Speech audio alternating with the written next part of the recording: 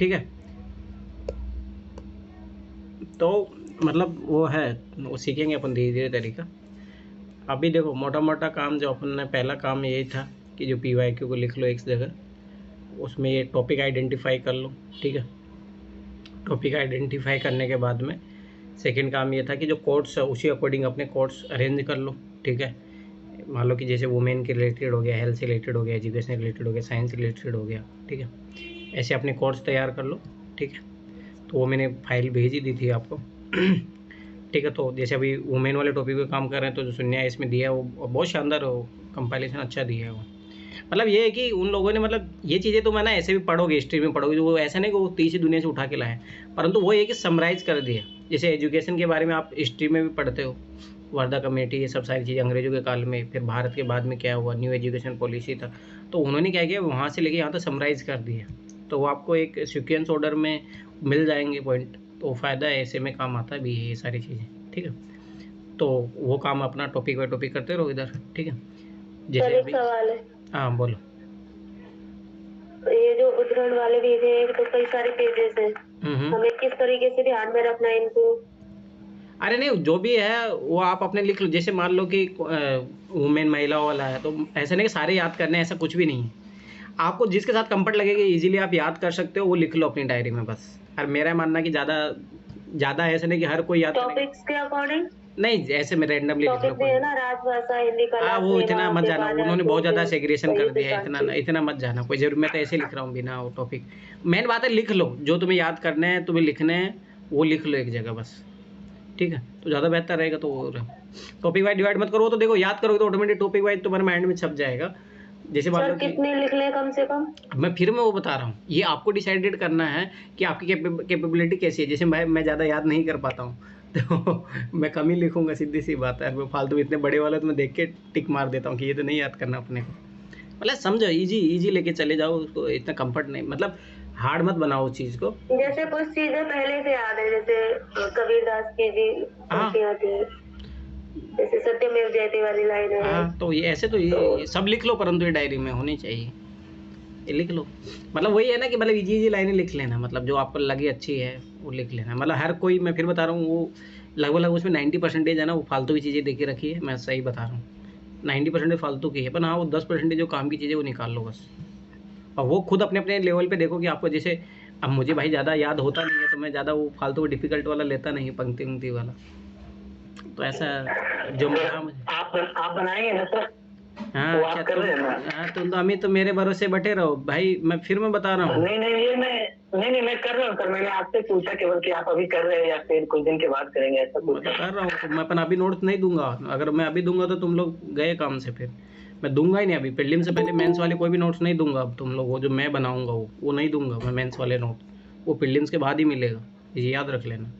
Prelim निकाल के आओ तब मेरे नोट्स काम आएंगे, नहीं तो तुम लोग खुद से मेहनत नहीं करोगे ना। बात ये है ना, लापरवाह डिपेंडेंसी खतरनाक चीज़ है भाई। मेहनत करो, खुद से पढ़ो, तो खुद का दिमाग लगेगा। और हो सकता है भाई मुझे कोर्स, मुझे याद करने की आदत नहीं है, तो मैं उस अकॉर्डिंग चूज़ कर रहा हूँ। आपको जो जो है वो आप अपने अकॉर्डिंग चूज़ करो ना, तो ज़्यादा अच्छा वो रहेगा। मैं फिर बार बार बता रहा हूँ, अपंग मत बनो। मैं फिर बार बार बता रहा हूँ, वो जो मेंटेबिलिटी है कि तुम मेरे पे डिपेंडेंट हो जाओ, बहुत खतरनाक चीज़ है। मैं नहीं दूंगा नोट्स, मैं पहले बता रहा हूँ, प्रीलिम से पहले। मेंस वाली जो नोट्स है वो मैं नहीं दूंगा, मेरे नोट्स तो किसी हालतों से नहीं दूंगा। सर हाँ इसमें जैसे अश्लील तत्व वाले शब्द को भी ध्यान में रखने से मुझे वो याद आ रहा है कि कई दिनों तक चूल्हा रोया करके दही उदास वाला, उसमें कानी कुतिया आती है साथ में, कानी कुतिया सोई उनके पास, तो क्या मैं उसको फिर नहीं, बचना रखूं चाहिए, ऐसे में कि ऐसे शब्दों को? बचना चाहिए। मतलब थोड़ा वो रंग बेट टिप्पणी टाइप से हो गया ना। ठीक है, ऐसे लिख सकते हो, मतलब एक कटाक्ष के रूप में लिखा जा सकता है, पर आपको जब ऐसे लिखोगे तो वहाँ पे संदर्भ लिखना पड़ेगा, क्योंकि सामने वाला उस सेंस में ना लेके जाए कि आप रंग भेद नीति को फॉलो करते हो, ऐसा वाला। तो कटाक्ष के रूप में यूज किया जा सकता है, पर बचो। मेरा मानना कि यार ऐसी चीज़ें, मेरे तो सिंपल सी बता रहा हूँ, देखो रियलिटी में ना मैक्सिमम एक ऐसे में ना 3 या 4 कोड की ज़रूरत पड़ती है, मैक्सिमम बता रहा हूँ, ठीक है। तो मैं कुछ चीज़ें मैं बता देता हूँ। जैसे मान लो सर्वबंधु सुखीन वाला, वो हमेशा कहीं पे यूज किया जा सकता है, ठीक है। सारे जहाँ से अच्छा हिंदुस्तान हमारा, वो कहीं पे भी यूज किया जा सकता है। तो ऐसे 3-4 एवरग्रीन, महात्मा गांधी वाला, स्वामी विवेकानंद वाला, कुछ कुछ ऐसे अच्छे अच्छे याद रखो ना, क्या ही फालतू में इतना।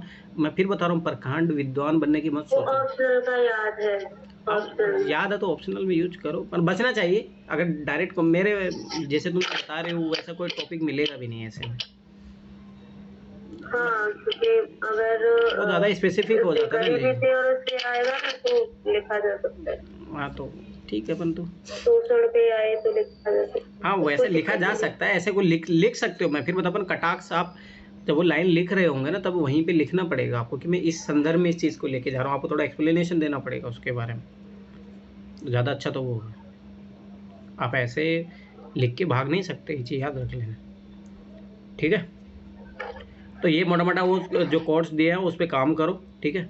तो फिर नेक्स्ट स्टेप, जब ये इधर मैं इंडियन सोसाइटी ये पढ़ा भी दूंगा वुमेन, फिर वो जो सुनने वाली जो बुक है उस पर काम करना शुरू कर देना, ठीक है। तो अगला काम वही है फिर, ठीक है।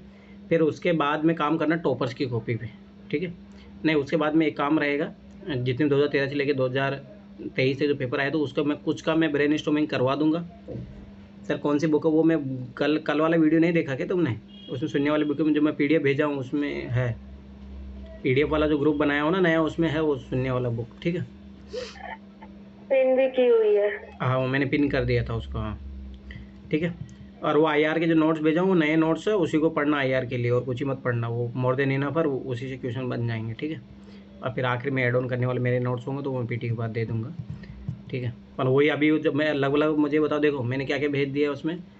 वर्ल्ड हिस्ट्री भेज चुका हूँ, मॉडर्न हिस्ट्री भी आ गया है, आर्ट एंड कल्चर आ चुका है, एंशिएंट और मिडिवल बचा हुआ है ना, तो वो अब क्या करवाता हूँ। शायद एक बार देखना, शायद एंशिएंट मिडिवल नहीं भेजा हूँ शायद, जहाँ तक मुझे याद है। एंशिएंट मिडिवल बचा है हिस्ट्री में, ठीक है। इंडियन सोसाइटी सारा भेज चुका हूँ, ज्योग्राफी अभी बचा हुआ, तो ये 2 सब्जेक्ट हो गए।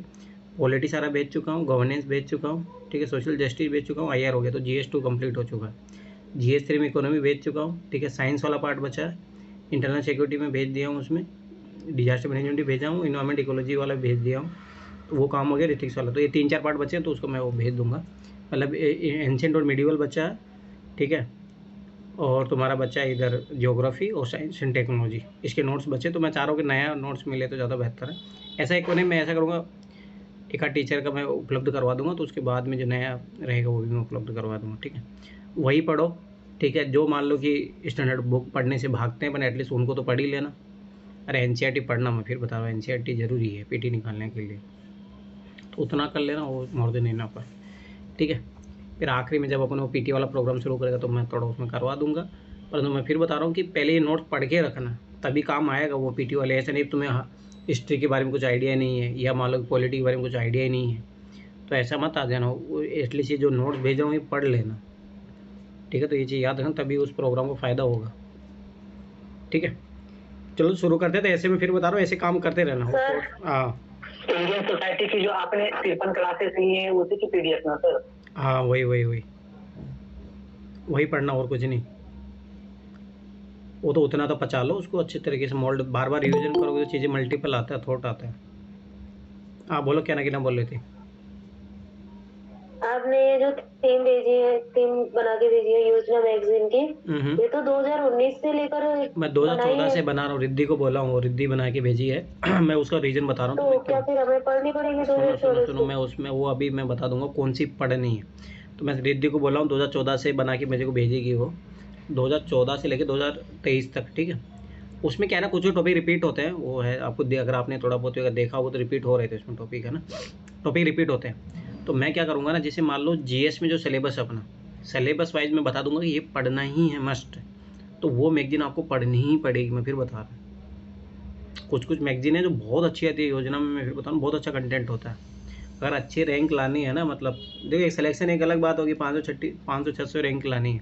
अगर टॉप 100 या 200 में रैंक लानी है, 100 में मान के चलो, तो ये योजना जो कुरुक्षेत्र वाला जो है योजना तो मस्ट है, ठीक है। और वो मैं बताऊंगा कौन कौन सी जो मैगजीन है।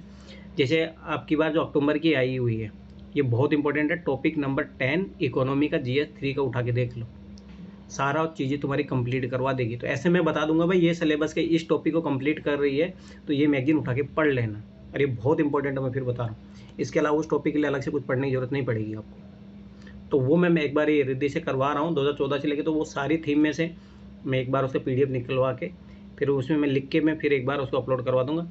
ये मैं बता दूंगा, ठीक है। वो यहीं पे PDF खोल के कि ये टॉपिक किस नंबर की है। तो कल जब रिद्धि कल ऐसा करना कि 2014 से लेके 2023 तक जितनी आ चुकी हैं तो एक ही जगह PDF बना देना। तो मैं कल की क्लास में या बाद में, अभी कोई दिक्कत नहीं, तो मैं उसमें मेंशन कर दूंगा ये टॉपिक नंबर उसके लिए, सिलेबस का उस टॉपिक से। तो वो जो मैं मेंशन करूँगा वो पढ़नी ही है आप लोगों को, ठीक है। और वो रिद्धि PDF प्रोवाइड करा देगी ग्रुप में, शायद लगभग उसने 2019 से लेके तो प्रोवाइड करवाई दी है। और जो आप पीछे की जो है 2014 से लेके जो इंपॉर्टेंट रहेगी वो मैं बता दूंगा। और एक चीज़ याद रखना, 2014 की नहीं मिल रही, दृष्टि वेबसाइट पे जाना, वहाँ मिल जाएगी, ठीक है। देखते हैं उसका कुछ हो जुगाड़, नहीं तो मिल जाएगा, अपन एक बार ट्राई करना, ठीक है। तो मैं फिर बता रहा हूँ, बहुत इंपॉर्टेंट है। डायरेक्ट क्वेश्चन आएंगे, डायरेक्ट, जैसे न्यू एजुकेशन पॉलिसी वाली है तो न्यू एजुकेशन पॉलिसी का क्वेश्चन आया होता है, एक पूरी मैगजीन आई थी। मैं फिर बता रहा हूँ, मेंस के अगर आप मतलब ऐसे कर लोगे ना 2014 से लेकर 2023 तक, टॉपिक वाइज भी कर लोगे तो लगभग मेंस के, जैसे मान लो GS 1 2 3 4 आज तक, वो इथिक्स वाला भी पार्ट कभी कभी निकालते हैं वो लोग, तो ये मान के चलो मोटा मोटा कि 80 क्वेश्चन आते हैं, ठीक है, चारों पेपर में। और ऐसे का टॉपिक तो कंफर्म है कि तुम्हें वहाँ से मिल ही जाएगा, मतलब वहाँ से कंटेंट इतना अच्छा हो जाएगा तुम लिख लोगे।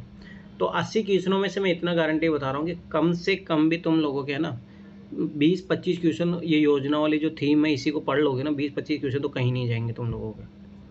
तो GS 1 2 3 4 में ये चीज़ याद रख लेना, तो बहुत फ़ायदा है उसका। फिर दूसरी सबसे बड़ी बात है कि तुम्हें कंटेंट वहाँ पे अपग्रेडेड मिलेगा। हाँ, जैसे हो सकता है कि 2014 वाली जो मैगजीन पढ़ो तो उसमें कुछ ना इतना ज़्यादा बदलाव हुआ नहीं, क्योंकि सेमी गवर्नमेंट है, इसीलिए मैं चाह रहा हूँ 2014 से मैंने मंगवाया है।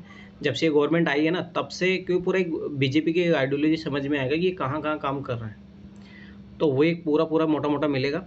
और जैसे आपकी बार अक्टूबर वाली जो मैगजीन थी, मैं फिर बता रहा हूँ बहुत इंपॉर्टेंट है वो। उसमें देखो, इसमें चंद्रयान मिशन के बारे में भी दिया और PT में क्वेश्चन आएगा। और मैं फिर बता रहा हूँ, योजना से डायरेक्ट PT में क्वेश्चन आते हैं। एक डाउन टू अर्थ मैगजीन भी आती है, उसका मैं बाद में बताऊंगा, अभी नहीं, PT के जब हो वो PT को ओरिएंटेशन में पढ़ो। हाँ, थोड़ा थोड़ा ज्योग्राफी का कुछ क्वेश्चन वहाँ से उठते हैं मेंस वाले, वो बाद में देखेंगे। अभी डाउन टू अर्थ में मैगजीन आती है, साइंस टू रिपोर्टर आती है। अब तुम लोग, मेन बात है ना तुम लोग अभी बेसिक पे ही नहीं काम किए हो तो थोड़ा ये एडवांस चीज़ें हो जाती है, अभी बेसिक्स पे काम करो। पर मेरा ही मानना है, ये चीज़ याद रखना, तैयारी का मैं एक हकीकत बता रहा हूँ। देखो, सिलेक्शन ऐसे नहीं होता है ना, हकीकत में बता रहा हूँ ना। देखो, एक चीज़ याद रखना, पहले क्या होता है, सबसे पहले जैसे मान लो जिसने कोचिंग नहीं की हो, मान लो सेल्फ स्टडी कर रहा है, तो सबसे पहले उसको NCERT पे पकड़ बनानी होती है। NCERT को बार बार पढ़ना पड़ता है, लगभग 4-5 बार, अच्छे अंडरस्टैंडिंग लेवल पे लेके जाना होता है। फिर उसके बाद में स्टैंडर्ड बुक पे आना होता है। स्टैंडर्ड बुक को 4-5 बार निपटा लिया, ठीक है, अच्छे तरीके से हाईलाइट कर लिया, शॉर्ट नोट बना लिया, ठीक है। इसके बाद में फिर Yojana, Kurukshetra, down to earth magazine हो गया, साइंस रिपोर्टर मैगजीन हो गया, फिर यही पढ़ने की ज़रूरत पड़ती है। फिर बस अपना बेसिक एक बार रिवाइज करो, इन पे काम करते रहो। ये जो तैयारी है ये फाइनल तैयारी है, तब जाके तुम लोगों की प्रॉपर रैंक 100 में आएगी, ठीक है। और PT में कभी वो दिक्कत नहीं रहेगी, पर उस लेवल तक लेके जाना है। आप लोग अभी पहले ही स्टेप भी पार नहीं कर पा रहे हो, तो ये चीज़ याद रखना कि वो बहुत इंपॉर्टेंट है योजना कुरुक्षेत्र। परंतु जब बात दिक्कत है, मैं इसलिए तुम लोगों पे दबाव नहीं डालता हूँ, ठीक है। एटलीस्ट पहले चीज़ें कंप्लीट कर लो, नहीं तो इंपॉर्टेंट मत। PT के क्वेश्चन में तुम्हें बताऊंगा, सोलर फ्लेयर वाला जो क्वेश्चन आया था वो डाउन टू अर्थ मैगजीन का पूरा एक आर्टिकल छपा था, पूरा एक आर्टिकल, अरे एकदम डिक्टो वर्ड टू वर्ड वो क्वेश्चन उठाया गया था। अरे विश्वास नहीं तो 2023 का जो पेपर है ना, इससे पहले मैं जो 2 मैगजीन, देखो मैं फिर बता रहा हूँ, मेरी बातों को आप है ना तो वो किया करो एक बार वेरीफाई, तो इससे क्या ना खुद तुम लोगों को कॉन्फिडेंस आएगा। जैसे क्या करना कि साइंस के जो क्वेश्चन आए हैं ना, साइंस के ज्योग्राफी के जो क्वेश्चन आए, तो डाउन टू अर्थ मैगजीन और साइंस रिपोर्टर मैगजीन उठा के देखनी, गवर्नमेंट की मैगजीन है, ठीक है। तो ये दोनों मैगजीन उठा के देख लेना, एटलीस्ट 12-15 महीने की उठा के देख लेना, मतलब मई से पहले की सारी उठा के देख लेना। आपको जो टॉपिक है ना, जो क्वेश्चन पूछे गए वो मिल जाएंगे। और योजना और कुरुक्षेत्र भी उठा के देख लेना, बहुत सारे टॉपिक जो है तुम्हें मिल जाएंगे। तो ये चीज़ याद रखना, ये मतलब तैयारी को फाइनल देने का एक तरीका होता है। पर वही है कि तुम लोग देखो, मैं फिर बता रहा हूँ, UPSC के लिए भाई बहुत मेहनत करनी पड़ती है, मैं सही बता रहा हूँ। अपन रियलिटी बता रहा हूँ कि अपन स्टार्टिंग में ऐसे सोचते हैं कि यार ये पढ़ना बस इससे हो जाएगा, ऐसा नहीं होता है। क्योंकि देखो, मैं इतनी लगभग 6 सालों से मैं तैयारी कर रहा हूँ, और जैसे मान लो कि जो बेसिक चीज़ें वो मैं कंप्लीट कर ही चुका हूँ, ठीक है। पर कहीं ना कहीं फिर मुझे तैयारी में हमेशा ऐसा लगता है कुछ ना तो कमी है ही। पर कहीं ना कहीं मैं फिर बता रहा हूँ ना, उस लेवल पे पहुँचने के लिए ज़रूरी है एक होता परफेक्शन लेवल, उस लेवल तक नहीं पहुँचोगे ना, सिलेक्शन कभी कैसा होगा कि जैसे योजना एंड विजन नहीं, अरे विजन वाली मैगजीन, देखो मैं फिर बता रहा हूँ पूजा, देखो एक चीज़ याद रखना ना, ये जो मैगजीन बनाते हैं ना ये लोग, तो ये सब ये इधर उधर पढ़ के तो बनाते हैं, और कहाँ से बनाते, वो तीसरी दुनिया खुद अपना चले क्रिएट करते हैं। तो ये भी योजना कुरुक्षेत्र पढ़ते हैं, वहाँ से फिर मान लो न्यूज़पेपर उठाया या गवर्नमेंट की कोई वेबसाइट पे गए, वहाँ से तो उठाते हैं, वैसे तो बनाते हैं मैगजीन।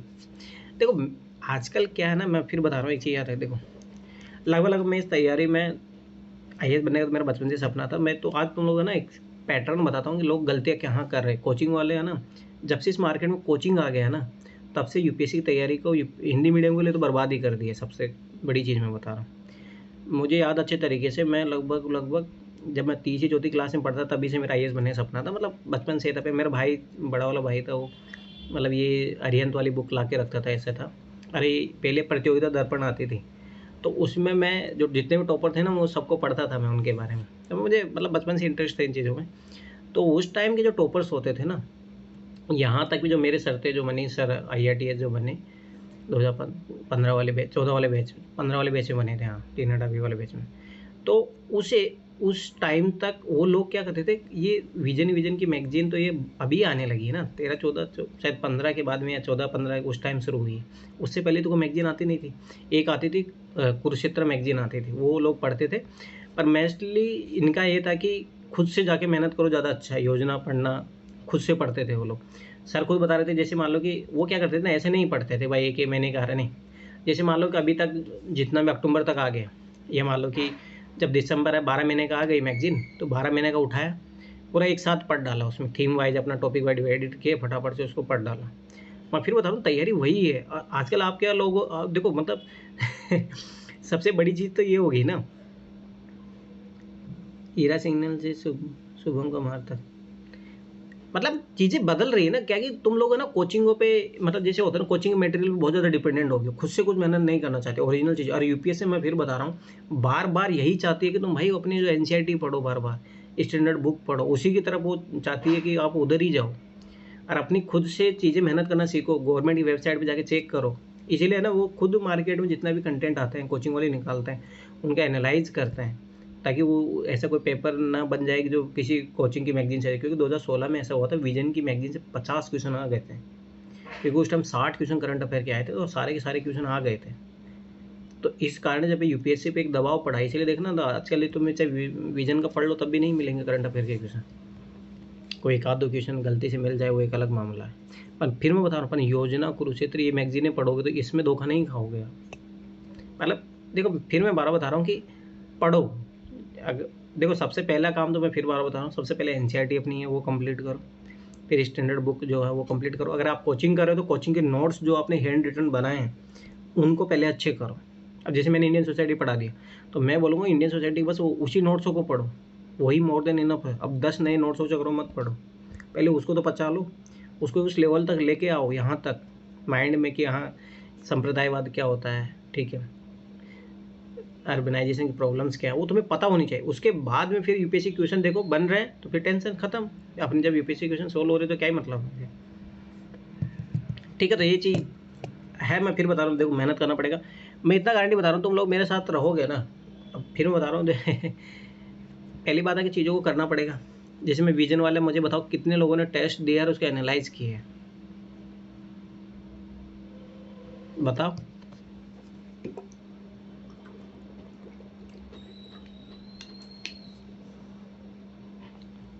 क्या हुआ, कैसे चुप हो गए, सब कुछ आप सुन गया क्या?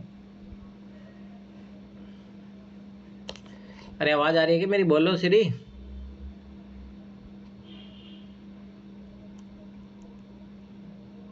आ रही है सर, आ रही है। तो काहे चुप हो गए, कुछ जवाब ना है मेरे क्वेश्चन का? बस यही होता है, और फिर बोलते कि हमारा एग्जाम ना निकलता। ऐसी लापरवाही करते रहोगे, मैं फिर बता रहा हूँ, मैं रोज़ सचेत करता रहूँगा, पर फिर बता रहा हूँ, अब मैं यहाँ से तो डंडा मार नहीं सकता तुम लोगों को, क्या ही करोगे, मैं बताओ, मैं तो बोल ही सकता हूँ। पूजा, मैं तुम्हारे लिए बोलूँगा कि तुम 2024 अटेम्प्ट का मतलब करो, परंतु मैं आखिरी डिसीजन तुम्हें 10 फरवरी को बताऊँगा, तुम्हें इस बार देना है नहीं देना, ठीक है। अभी तैयारी करो तुम पूरा, ठीक है।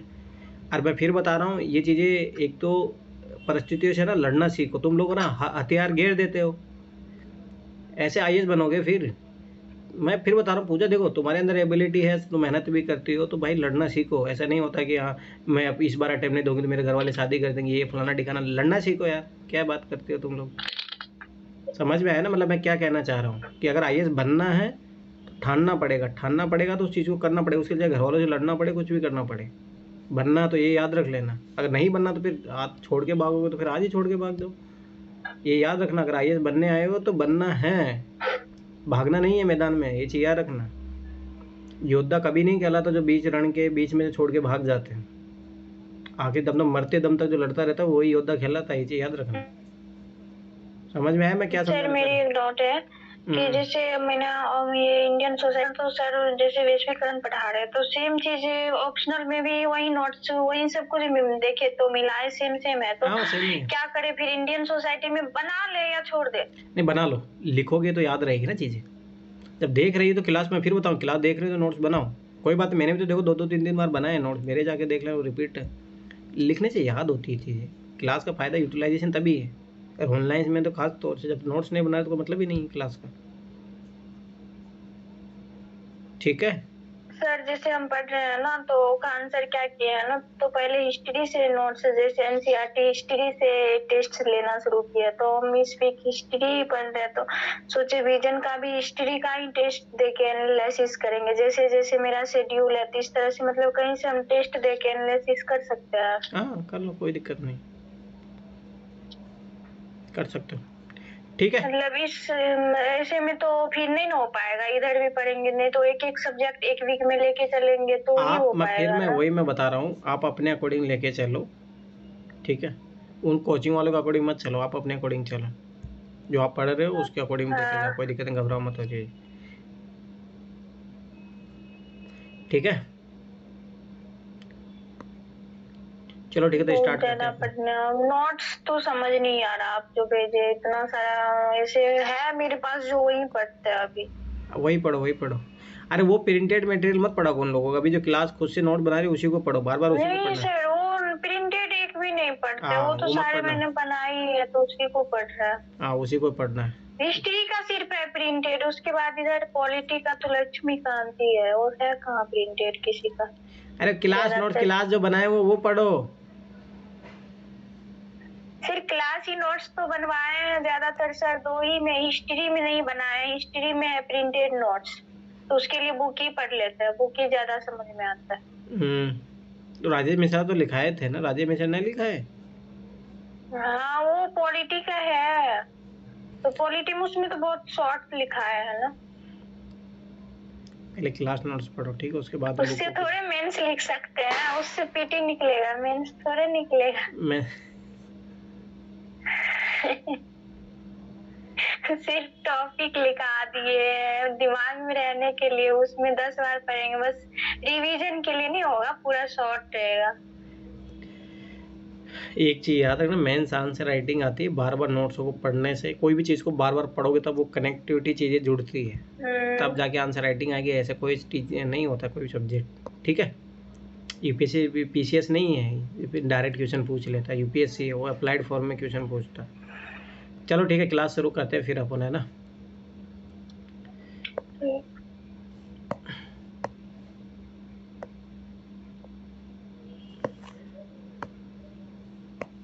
शायद हो सकता है आज अपना कंप्लीट हो जाएगा वो, फिर कल से अपन, कल फ्राइडे है ना, कल हो सकता है मैं उसका क्लास सी सेट का किए। अब मैं फिर बता रहा हूँ, देखो फिर मुझे मत बोलना बाद में। हो गया, सबने किया, वो तो हो गया। सबने किया, और चलो ठीक है, क्लास में आखिरी क्लास में तो मैं लेता हूँ पार्ट में, चलो अभी पढ़ लेते हैं, चलो ठीक है। महिला को रक्षे उपाय समय से समाधान हेतु किए गए प्रयास, ठीक है। एक मिनट सर, एक मिनट सर, इसको क्या बोलते हैं कि ऐसे वाले इसमें रखिएगा सर, प्लेलिस्ट में सर। क्या ऐसी वाली प्लेलिस्ट मतलब? ये वाली जो वीडियो है ना सर, इंडियन सोसाइटी में रख रहे हैं या फिर अरे अलग बनाए हो प्लेलिस्ट, क्या दिख नहीं रहा क्या? ऐसे का अलग बनाए हो प्लेलिस्ट, क्या बात कर रहे हो आप? जाके देखोगे तब पता लगेगा ना। ऐसे का अलग है, इंडियन सोसाइटी का अलग है भाई, इसमें काहे डालूंगा। ठीक है सुनो, शुरू करते हैं, ठीक है। अलग बनाया प्लेलिस्ट, जाके देखो, तुम देखते तो हो नहीं।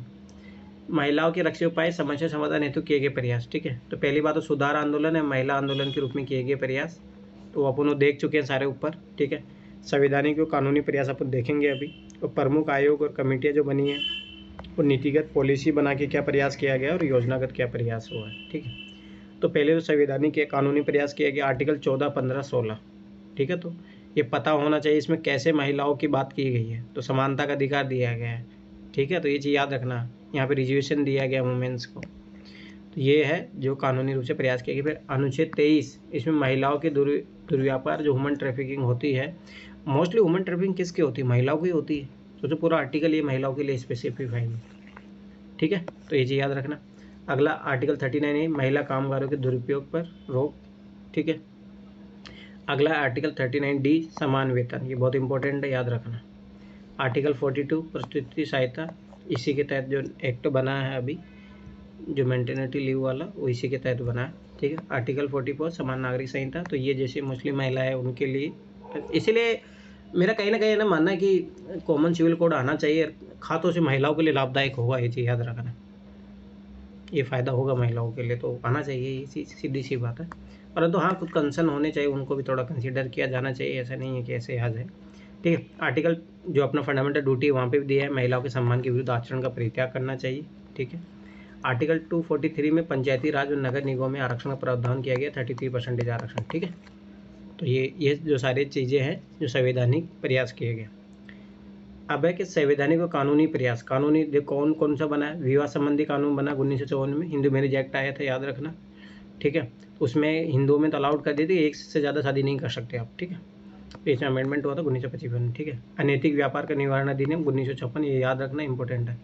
हिंदू उत्तराधिकार एक्ट 1956, 2005, और इसमें अभी और संशोधन हुआ है कि महिलाएं अपना जो प्रॉपर्टी में हिस्सा लेगी। ठीक है, दहेज निषेध एक्ट 1961, 1986 में अमेंडमेंट हुआ है। ठीक है, सोचो कि जब ये जब बिल आया था तो सोचो कांग्रेस बहुमत में होते हुए इसको पारित नहीं करा पाई थी, इसको फिर जॉइंट सेशन करवाना पड़ा था। सोचो ये देश की स्थिति है। क्या ही करोगे। महिलाओं का अशिष्ट प्रतिरूपण निषेध एक्ट 1986, PCPNDT एक्ट, जो ये लिंग प्रूफ जो होते हैं ना, घर में जांच कर ली जाती है कि बच्चा है, लड़का है लड़की है, सोचो आज भी होती है, खुलेआम होती है, खूब धड़ल्ले से।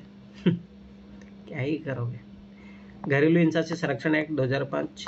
ठीक है, बाल विवाह निषेध एक्ट 2006, सोचो।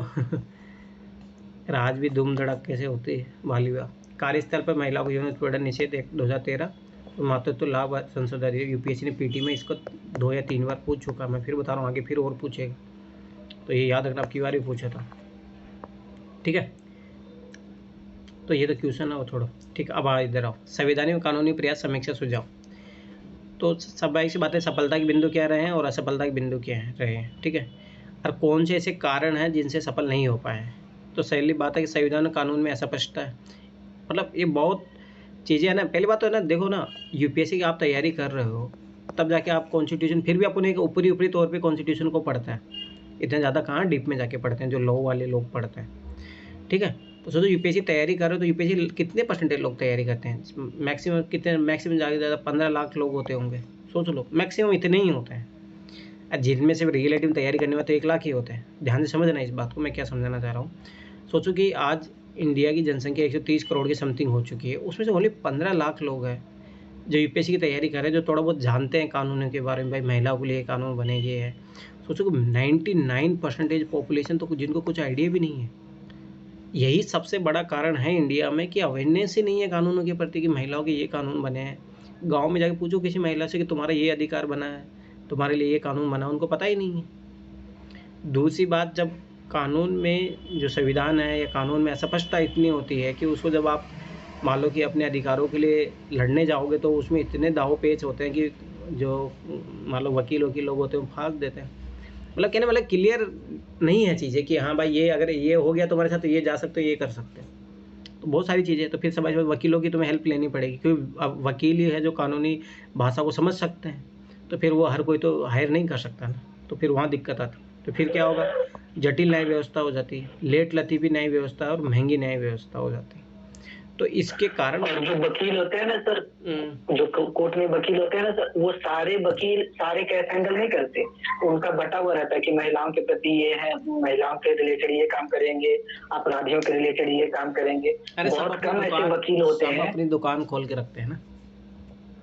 अरे वो भी मार्केट ही है और क्या, एक तरीके का कोई न्याय दिलाने की संस्था शैली है, ठीक है। और बहुत कम ऐसे वकील होते हैं कि जो ओवरऑल देखते हैं केसेस को, और फिर उनकी हाई फीस होती है, वही सारी चीज़ें, ठीक है। तो फिर दूसरा शिक्षा में जागरूकता का अभाव है।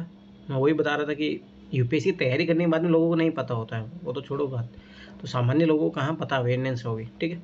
पेट्रियार्कल सामाजिक संरचना है, तो कई महिला कैसे अपने अधिकारों के लेके पुलिस थाने में जा सकती है। अब फिर मेन सबसे बड़ी बात है दुविधा ना, सबसे बड़ी दिक्कत ये है ना, पुलिस वालों के पास जाओगे तो दैट्स ट्रीट लाइकली, मतलब बहुत गंदा बिहेव होता है। और मैं अपना पर्सनली बिहेव बता रहा हूँ। जब मैं एक बार कोई मामला हुआ तो मैं गया सोचो मैं एज ए पेशेंट में जा रहा हूँ उनके पास। जैसे आप मान लो सोचो कि डॉक्टर के पास गए, आपको मान लो कि सर्दी से बुखार हो गया, डॉक्टर बोल रहा, आपको मतलब गाली दे रहा है कि तू रात को क्या पंखा चलाया था या मान लो ठंडा पानी पिया था आपको गाली गलौज से बात कर रहा हो, तो उस डॉक्टर के पास जाओगे आप? अरे भाई मैं बीमार हुआ हूँ तो मुझे इलाज दो ना आप, सीधी सिंपल सी बात है। पुलिस वालों के पास जाओगे ना तो वो मतलब कि आपसे एक्सेप्ट करते हैं कि चाहे गलती हुई हो, जो भी XYZ है, पर वो आपको ना मतलब एक क्रिमिनल आपको ट्रीट करते हैं वो लोग। मतलब बहुत गंदा बिहेवियर रहता है। और मैंने देखा है मोस्टली मतलब पुलिस वालों का बिहेवियर ऐसा ही होता है। और ये जाके देख लेना कभी आप भी अगर अपनी लाइफ में, मैं तो बोलूँगा पहली बार जीवन में ऐसा मौका ही नहीं मिले मौका मतलब क्या ही, अब अधिकारों के लिए तो लड़ना ही पड़ता, जाना ही पड़ता, तो वो एक अलग मामला है, परंतु बहुत खराब बिहेवियर रहता है। और मेरा मानना है कब जीवन में अगर कल IPS बनते हो तो सुधारो भाई चीज़ों को, मतलब बहुत ख़राब सिस्टम है लोग, मैं सही बता रहा हूँ ना। और ये मैं नहीं बता रहा हूँ कि आप जाके पढ़ो, विशाखा गाइडलाइन जब आई थी ना, तो उसमें कौन सी कमेटी, वर्मा कमेटी बैठी थी, तो वर्मा कमेटी का कहना था कि जो पुलिस वाले होते हैं, बहुत बार महिला जैसे मान लो कि रेप हुआ उसके साथ, बहुत बार ऐसा होता है कि वहाँ पे जाके पुलिस थाने में महिलाओं के साथ रेप होता है, या मान लो उसको ट्रीट उस तरीके से किया जाता है कि तुम ही गलत हो। मतलब सोचो कि वुमेन कहाँ सेफ है। तो आजकल ये एक कॉन्सेप्ट आया पिंक बूथ टाइप से करके, अपन दैट नॉट ए सक्सेसफुल। अभी कुछ दिन पहले आए थे अखबार में कि पिंक बूथ सब सफल नहीं हो पा रहा है। वहाँ पे क्या तो महिला मिलेगी नहीं, वो जो वुमेन लेडीज होते हैं वो भी सेंसिटिव नहीं होती है, वो भी महिलाओं के प्रति वैसे सेंसिटिव सोचा गया था कि एटलीस्ट महिलाएं रहेगी तो महिलाओं के बारे में तो सुनेगी, परंतु ऐसा नहीं है। अभी देखना, कुछ दिन पहले आया था न्यूज में। चलती है ना, दिल्ली में पिंक बस भी चलती है।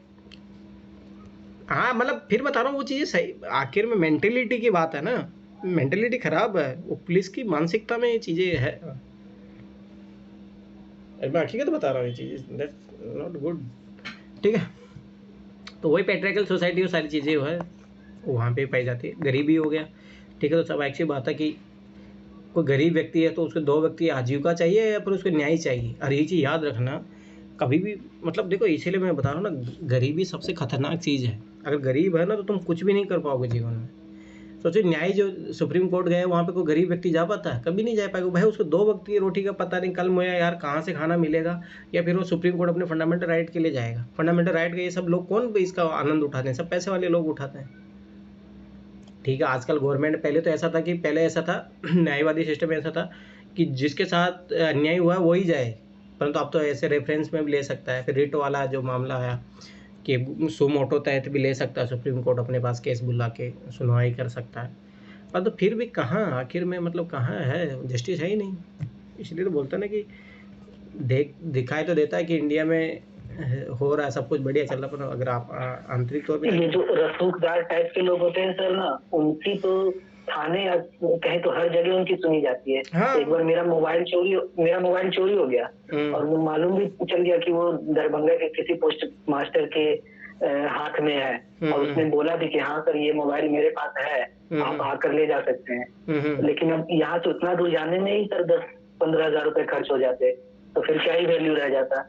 अब देखो, और एक मोबाइल चोरी हुई थी यहाँ किसी अधिकारी की, और उस अधिकारी की मोबाइल सर पंजाब से लाई गई थी, मुझे ये याद है। अरे चलो, मैं एक कहानी नहीं, अभी कुछ दिन पहले, मतलब ये 1 आध महीने की बात है, तो शायद मैं रील देख रहा, कहीं पे भी, मतलब ये रियल घटना है। फिर अगले दिन मैंने न्यूज़पेपर में पढ़ा, तो एक फॉरेस्ट अधिकारी था, IFS अधिकारी था, इंडियन फॉरेस्ट सर्विस में था, उसका अंगूठी गुम गई थी, ध्यान से समझना। वो मतलब तालाब था, पौंड था, वहाँ पे उसकी अंगूठियाँ कुछ गुम गई थी, तो उसने पूरा तालाब खाली करवा दिया था। आखिर में ऐसा हुआ कि सुप्रीम कोर्ट ने उसको बुलाया, भाई तुम्हारे लिए कि एक चीज़ इंपॉर्टेंट है, सारे अधिकारियों को उसने उसमें लगा दिया था, सोचा अंगूठी ढूंढने में, उस तालाब को खाली करवा दिया उसने। तो यही होता, पावर का मिस यूज करते हैं। अरे कभी राजस्थान में ऐसा हुआ था कि जो राज्यपाल है उसके बेटे का या किसी का जूता गुम गया था, हाँ जूता चोरी हो गया, तो पूरा पुलिस को उसके पीछे लगा दिया। तो यही होता है, गरीब का कोई, सोचो उनके घर में कोई फैमिली मेम्बर गुम जाता है, कुछ हो जाता है, मार दिया जाता है, उनके साथ कोई जस्टिस ही नहीं होता। तो ये बोला जाता है ना, पैसों वालों के लिए सब कुछ, न्याय सिस्टम सब कुछ, पुलिस वाला सब कुछ उन्हीं के लिए बना है। इसीलिए तो एसटी के बॉडीगार्ड ने उसको फोन किया था सर, उस पोस्टमास्टर को एसटी के बॉडीगार्ड ने फोन किया था कि ये मेरा आदमी जा रहा है, तुमको मोबाइल दे देना है। अब सोचो कि वो खुद भी चाहता तो थाने तक तो उसको बुला ही सकता था, थाने में मोबाइल रख लेता। और मान के चलो कि मैं वहां गया और पता चला मोबाइल के चक्कर में मेरी हत्या हो गई, तो मोबाइल पर जिंदगी से भी हाथ धोनी पड़ सकती थी। होता ही है वो सारी चीज़ें, ठीक है। तो मेरा मानना, देखो कल जब भी तुम लोगों के पास पावर आए, या मान लो कि उस लेवल पे तुम पोस्ट पे जाओ, तो हमेशा याद रखना कि पैसों वालों की तो देखो पूरी दुनिया सुनती है, ये तुम लोग उन गरीब लोगों की सुनना जिनके लिए कोई नहीं होता है। और मेरा रियलिटी बता रहा हूँ, अधिकारी बनना इसीलिए चाहिए, अधिकारी बनता ही इसीलिए ताकि जो अनजस्टिस जिनके साथ हो रहा है उनको आप जस्टिस दिला सको। तो क्या मतलब आपकी पावर पोस्ट का, जब पैसों वालों के नौकर बने हो, वन के तलवे चाट रहे हो, तो क्या ही मतलब है, क्या ही मतलब, खुद सोचो ना। ठीक है, तो ये चीज याद रखना सर। सर यही भी ना, मेरे इधर कहावत है कि ना, बड़े घर में जब चावल की रोटी बनती है ना तो कहते हैं शौक से खाते हो, गरीब घर में जब चावल की रोटी बनती है ना तो कहते हैं गरीब है इसलिए खाते हैं। हाँ। अरे अभी मैं तुम्हें चलो एक और बात बताता हूँ। जैसे बाजरे की रोटी राजस्थान में ऐसा माना जाता है कि गरीब लोगों का खाना है ये, बाजरा की रोटी मतलब गरीब खाना। अपन आज मोदी सोचो कि पूरे विश्व के डोनर, मतलब अमेरिका के राष्ट्रपति सबको बाजरे की रोटी खिला रहा है। तो वही है, वो अमीर है इसलिए खिला रहे हैं, वो शौक से खा रहे हैं, गरीब गरीब है इसलिए खा रहे हैं। वो गरीब मजबूरी में खा रहा है ना, गरीब मजबूरी में खा रहा है, क्योंकि परंतु अब तो गरीब सोचो, यही तो है सोच का अंतर। तो वही मानसिकता वाली बात है। चलो ठीक है, तो यही सारी चीज़ें दिक्कतें हैं, ठीक है। तो कानून परिवर्तन एजेंसियों को व्याप्त भ्रष्टाचार, ये करप्शन है एवं कानून लागू करने हेतु दृढ़ इच्छा शक्ति का अभाव। तो ये चीज़ याद रखना कि कल अधिकारी बन जाओगे, याद रखना जब अधिकारी बन जाओगे, मेरा कॉल गया तुम लोग और मेरे को कहीं से खबर आ गई कि तुम जिस जिले में का वो हो, डीएम हो, और वहाँ पे तुम लोग गलत करे ना, उठा के फेंक दूंगा तुम्हें वहाँ आके, ठीक है। ये चीज़ याद रखना कि मेरे स्टूडेंट ऐसा कर रहे हैं। और मेरा ये मानना कि कभी जीवन में अगर मुझे ये ना सुनना पड़े, अगर कल आप लोग अधिकारी बनते, मैं चाहता हूँ कि बने भविष्य में, देश को सुधार करो, अब बनना चाहिए। अगर मैं सही बता रहा हूँ पर्सनली, अगर मुझे कल कहीं, क्यों देखो, अगर कल आप लोग बनते हो तो कहीं ना कहीं मेरा योगदान है। अगर मान लो कि कल तुम लोग जाके करप्शन करते हो तो उसमें भी कहीं ना कहीं भाई मेरे को पाप का भोगी बनाओगे। याद करो वो कहानी, अंगुलीमाल का तो कहानी है ही, उसके अलावा याद करो जो वाल्मीकि का कहानी सुना है आपने, वाल्मीकि वाला। चलो मैं सुनाता हूँ, इसको ऐसे में यूज कर लेना। एक बार रुक जाओ, मैं ये पहले बता देता हूँ। चलो सुनो, यहाँ पे वो कहानी है वाल्मीकि कैसे, मतलब आखिर में वाल्मीकि क्या, पहले उसका वो गुंडा होता था, गुंडा क्या नाम होता है उसका, पता है किसी को? पहले मतलब वाल्मीकि बनने से पहले, हाँ क्या नाम होता है उसका, बताओ कोई। वाल्मीकि के गुंडे का सर, एक जो होता है बुक तो चोरी करके ले जाते हैं ना। अरे नहीं, वाल्मीकि का पुराना नाम क्या होता है, किसी को पता है कुछ? वो पहले तो भाई वो होता है। चलो ठीक, मैं कहानी बताता हूँ, फिर वो समझ जाना तुम सब लोग। ये ऐसे में यूज करना है तुम लोगों को। कहाँ गया अपना पीडीएफ?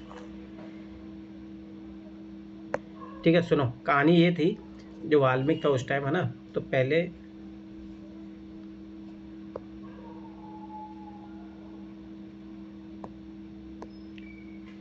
ठीक है, तो कहानी में ऐसा था कि वो पहले रत्नाकर नाम हाँ है सर। रत्नाकर डाकू था वो, ठीक है। ध्यान से समझ, कहानी सुनना, ये ऐसे में यूज करना है तुम लोगों को। रत्नाकर उनका पहले का नाम रत्नाकर था ना। तो क्या था कि वो जंगल में मतलब जाता था, जो भी लोग राहीगर जो होते थे उनको लूटता था वो, ठीक है। तो ऐसे लूट के अपना घर का पेट का खर्चा वर्चा चला रहा था, ठीक है। उसकी बीवी थे, बच्चे थे, माता पिता था, सब कहते हैं, ठीक है। तो एक दिन एक साधु जा रहा था, तो साधु तो वो उसको भी लूटने के लिए आया। तो साधु बोला कि भाई मेरे पास है ही क्या, तू क्या ही लूटेगा मेरे को। बोला नहीं नहीं तेरे पास कुछ है, तू दे मेरे को। तो वो बोला कि तू, उसको पूछता कि तू ये काम कर क्यों रहा है, आखिर तू चोरी लूटपाट ही करता क्यों। भाई बोला मैं अपने परिवार का पेट वेट भरने के लिए। तो उसको साधु वो बोलता है कि तू क्या घर वालों के पास जाके ये बोल के आएगा कि जो तू काम कर रहा है उसका पाप का भोगी वो भुगतने को तैयार है वो लोग। तो बोला कि क्यों नहीं भुगतेंगे, जब मैं मान लो यहाँ से लूट का सामान जब सब लोग उससे खाना खा रहे हैं तो कल मेरे को जो पाप जो भी लगेगा पाप लगेगा मेरे को तो उसका भी भागी बनेंगे वो। तो वो बोला तो एक बार तो पूछ के आ, मैं यहीं पे रहूँगा तब तक। वो बोला पक्का। मैं बोला हाँ तू जाके आ।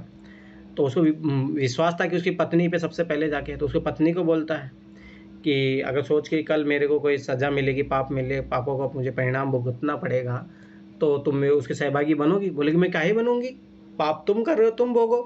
तो उसकी आँख खुल गई। फिर अपने माता पिता के पास जाता है, तो माता पिता भी उसको ऐसे डांट देते हैं कि भाई तू अपना पाप कर रहा है तो उसका तू भागी बनना, हम काहे बने भागी उसका। ठीक है। तो उसको समझ में आ गया कि भाई इन लोगों के लिए मतलब चोरी कर रहा हूँ, लोगों की हत्या करता हूँ, पर सोचो यही लोग हैं जो मेरे पाप के जब भागी बनने की बात आ रही है तो सब लोग साइड में हो जा रहे हैं। तो फिर उसको ज्ञान मिलता है।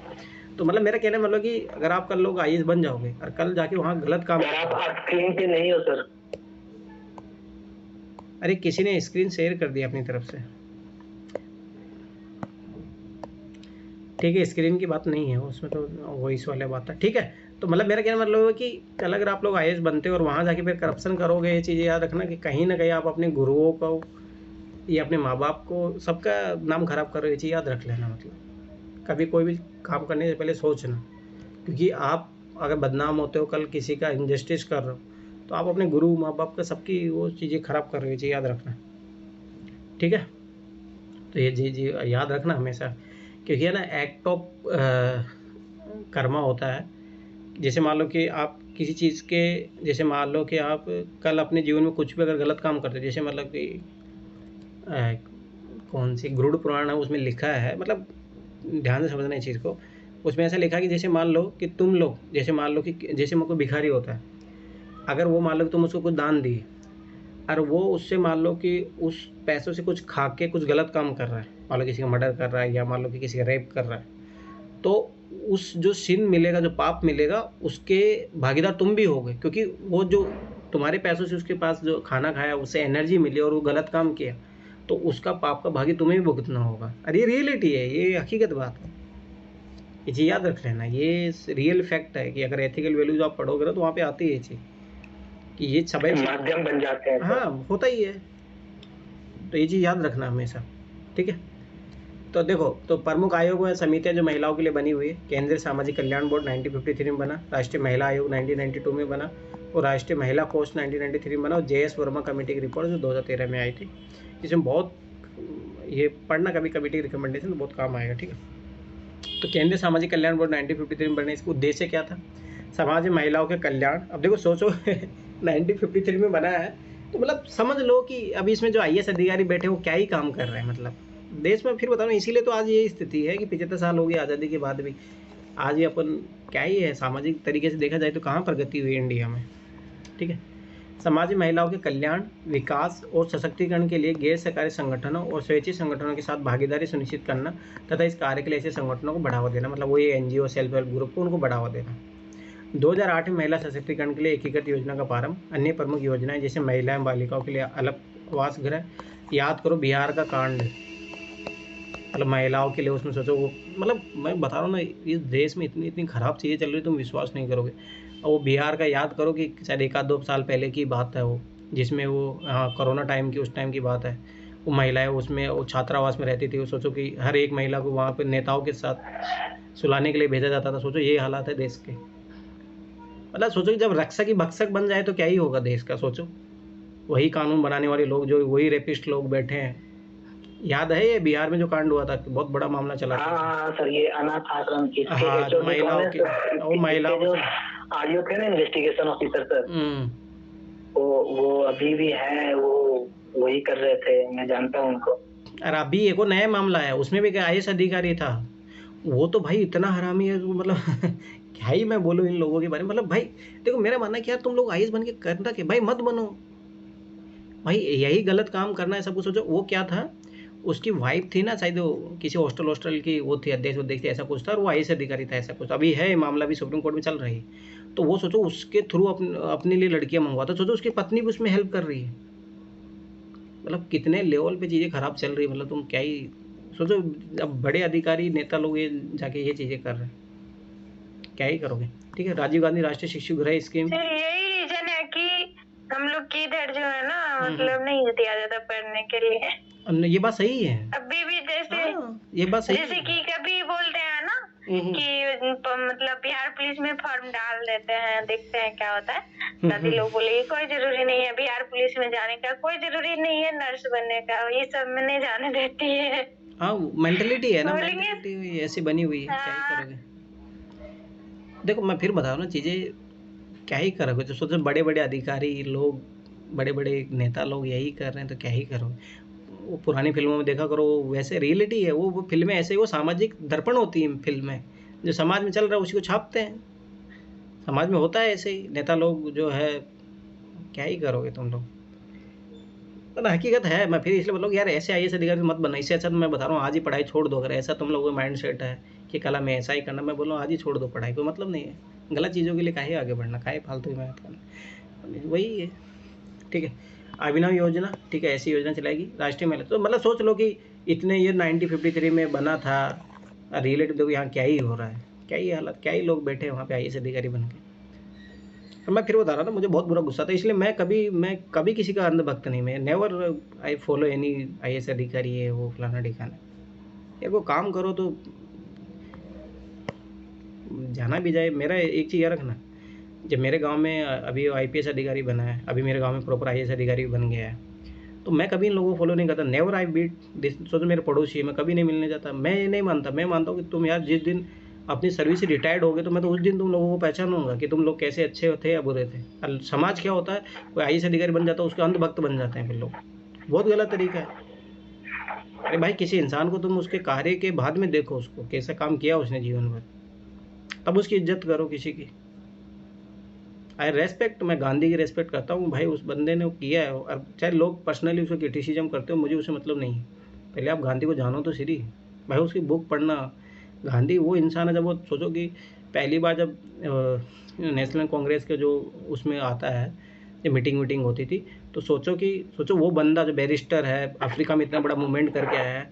सोचो जब कलकत्ता में अधिवेशन हुआ था, ठीक है, तो उस टाइम ऐसा था कि कलकत्ता में जब अधिवेशन हुआ था, सोचो गांधी गटर जाके साफ कर रहा है, क्योंकि जितने भी नेता लोग थे सब लेटरिन करके तो जा रहे हैं, पर उनको साफ पानी भी नहीं डाल रहा था, तो गांधी वहाँ जाके साफ करता है। तो ये महानता है भाई उसकी, उस इंसान की। तो मैं मानता हूँ यार, ऐसे पर्सन को फॉलो करो जीवन में, जहाँ से कुछ सीखने को मिले। फालतू आईएएस अधिकारी 2 फोटो क्या डाल देते लोग, उसके लाइक करे, फालतू की चीज़ें, नौटंकी फालतू की। तो मेरा क्या सर वो जो आईएएस अधिकारी बनते हैं, जो डीएम जिला में बन के आते हैं सर, अब सोचिए कि आंगनबाड़ी में कौन से बच्चे पढ़ते हैं, एकदम निम्न दर्जे के बच्चे पढ़ते हैं, एकदम लो कैटर क्लास के एकदम बच्चे पढ़ते हैं सर। 2 साल 3 साल 5 साल के बच्चे पढ़ते हैं सर। अब उनके लिए जो क्या बोलते हैं उसको, जो पैसे आते हैं ना सर मिड डे मील के लिए, उनके लिए वो जैसे एक ब्लॉक में 14-15 से 10 से लेके 15 ब्लॉक होते हैं, पंचायत होते हैं। एक प्रखंड में 10 से लेके 15 पंचायत होते हैं, और उन सभी का एक हेड होता है ब्लॉक लेवल पे, सीडीपीओ, चाइल्ड डेवलपमेंट ऑफिसर। तो वो ना उसको अपने एरिया से मतलब कि 3 लाख रुपए पर मंथ देता है एक फिक्स होता है वो रेट फिक्स। और सोचिए, हाँ, अब वो सोचिए कि जो 14 प्रखंड है, 14 इंटू 3 लाख, 42 लाख रुपए पर मंथ। अब सोचिए कि वो बच्चे को क्या मिलता होगा खाने के लिए, एकदम बच्चे को पानी मिलेगा, कंकड़ मिलेगा, उसमें चूहे मिलेंगे यही मिलता, और क्या है, क्या ही कर देते ही नहीं है खाने। बच्चे को 12-1 बजे तक रखते हैं, बोलते एक बिस्किट दे देंगे, बोलेंगे जाओ हो गया, जबकि उसमें बच्चे के लिए ही रुपया मिलता है। अरे उसका आंगनबाड़ी डाइट के चार्ट लिए है, ऐसा है। उसका डाइट चार्ट है, और डाइट चार्ट वो लोग चिपका के रखते हैं, लेकिन हमने डाइट चार्ट को देखा है कि इतने गंदे तरीके से ताकि उसको झाड़ू भी नहीं मारते होंगे, वो तो एकदम काले पड़ गए हैं, वो तो ऐसा दिखाई भी कुछ नहीं हो तो पड़ते मुझे हैं कि रिपोर्ट डाइट करो, क्या आप है। फोटो वोटो भेजो, अब कंप्लेन किया जाएगा क्या ही है। मेरे इधर तो प्रत्येक आंगनबाड़ी ऐसे ही है। हम भी कल बच्चे से ऐसे ही 2 बच्चे आए थे, उनसे फोटो पूछ रहे थे ना, फोटो वोटो तो भेजना, वो देखते खाना के बारे में तो बोले पता है मैं लिख के रख ले, लेकिन कुछ भी नहीं देते खाने, आजकल तो खाना भी नहीं देते। तभी तो बोले बिहार तभी तो बीमारू राज्य बना हुआ है ना। यही स्थिति है ना, कुछ भी मतलब सही नहीं है। सही करना चाहोगे तब होगा ना, करना ही नहीं चाहते तो यहाँ संघर्ष अपराधी की करना संख्या इतनी बढ़ गई है ना सर, कि अगर आप कुछ अच्छा, अगर आप वो क्या बोलते हैं, वो इंफॉर्मेशन, सूचना का अधिकार जो देते हैं सर, आरटीआई, वो उनका मेंबर, हाँ आरटीआई मेंबर होता है सर, समझे ना। और यहाँ आरटीआई मेंबर को चुन चुन कर मारा जा रहा है सर। जो अच्छे अधिकारी है, ऐसा नहीं है। बताइए, अब आरटीआई मेंबर कोई बनना चाहे इसीलिए ना, हाँ ये है बिहार में सबसे सबसे बड़ा कारण मैं बता रहा हूँ। बिहार में जब आईएएस बनने की सोच रहा था, कॉलेज टाइम में था, तो उस टाइम जब पहली बार मेरे बिहार के लोगों से जब दोस्ती हुई, तो उन्होंने बोला कि अगर देखो, अगर अच्छे आईएएस अधिकारी बन के जाना चाह रहे हो तो कभी बिहार मत लेना, नहीं तो तुम जिंदा ही नहीं रहोगे। अच्छे है सर, बट वो अच्छे उसका चलता ही नहीं है।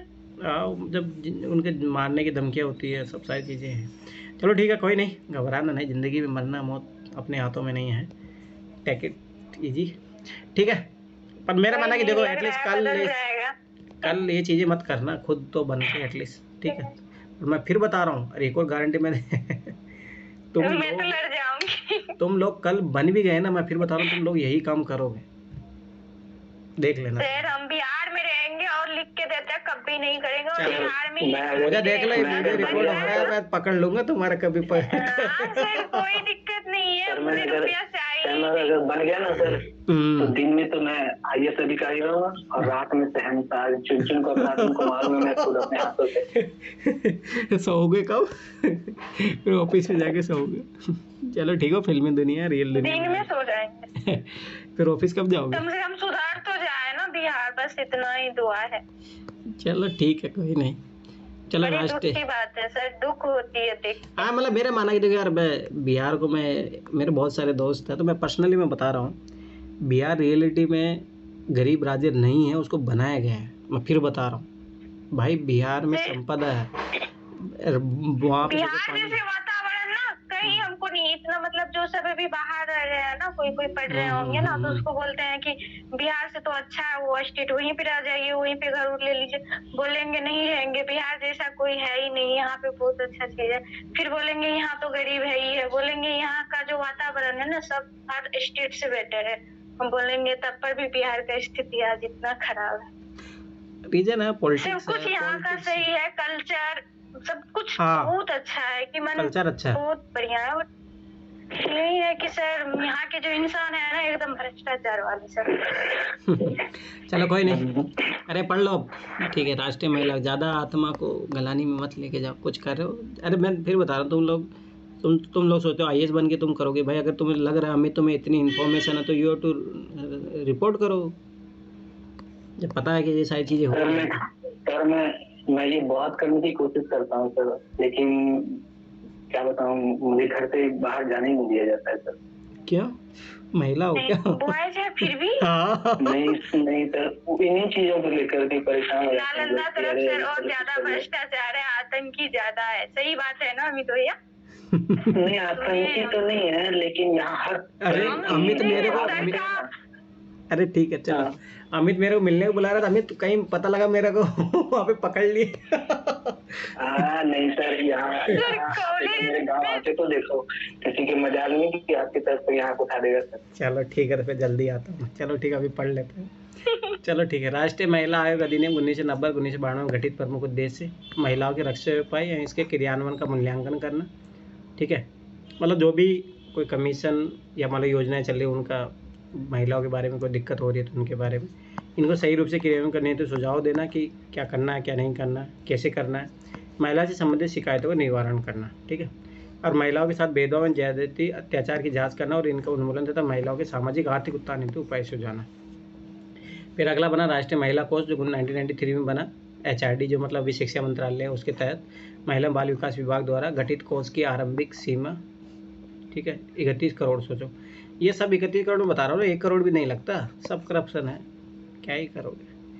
प्रमुख उद्देश्य गरीब महिलाओं को आमदनी सर्जन के कार्यों के लिए लघु ऋण प्रदान करना तथा इस प्रावधान को बढ़ावा देना। अब जब देखो ना ऋण में ले तो वहाँ पे शेयरिंग हो जाता है, बैंक वाला बोले मुझे इतना चाहिए, वो इतना चाहिए, क्या ही करोगे।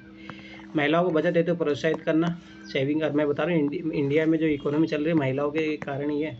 महिलाएं बहुत सेविंग करती है, मेरी मम्मी भाई बहुत सेविंग करके रखती है। अब क्या ही करोगे, महिलाओं का हैबिट ही होता है सब बचत करने का।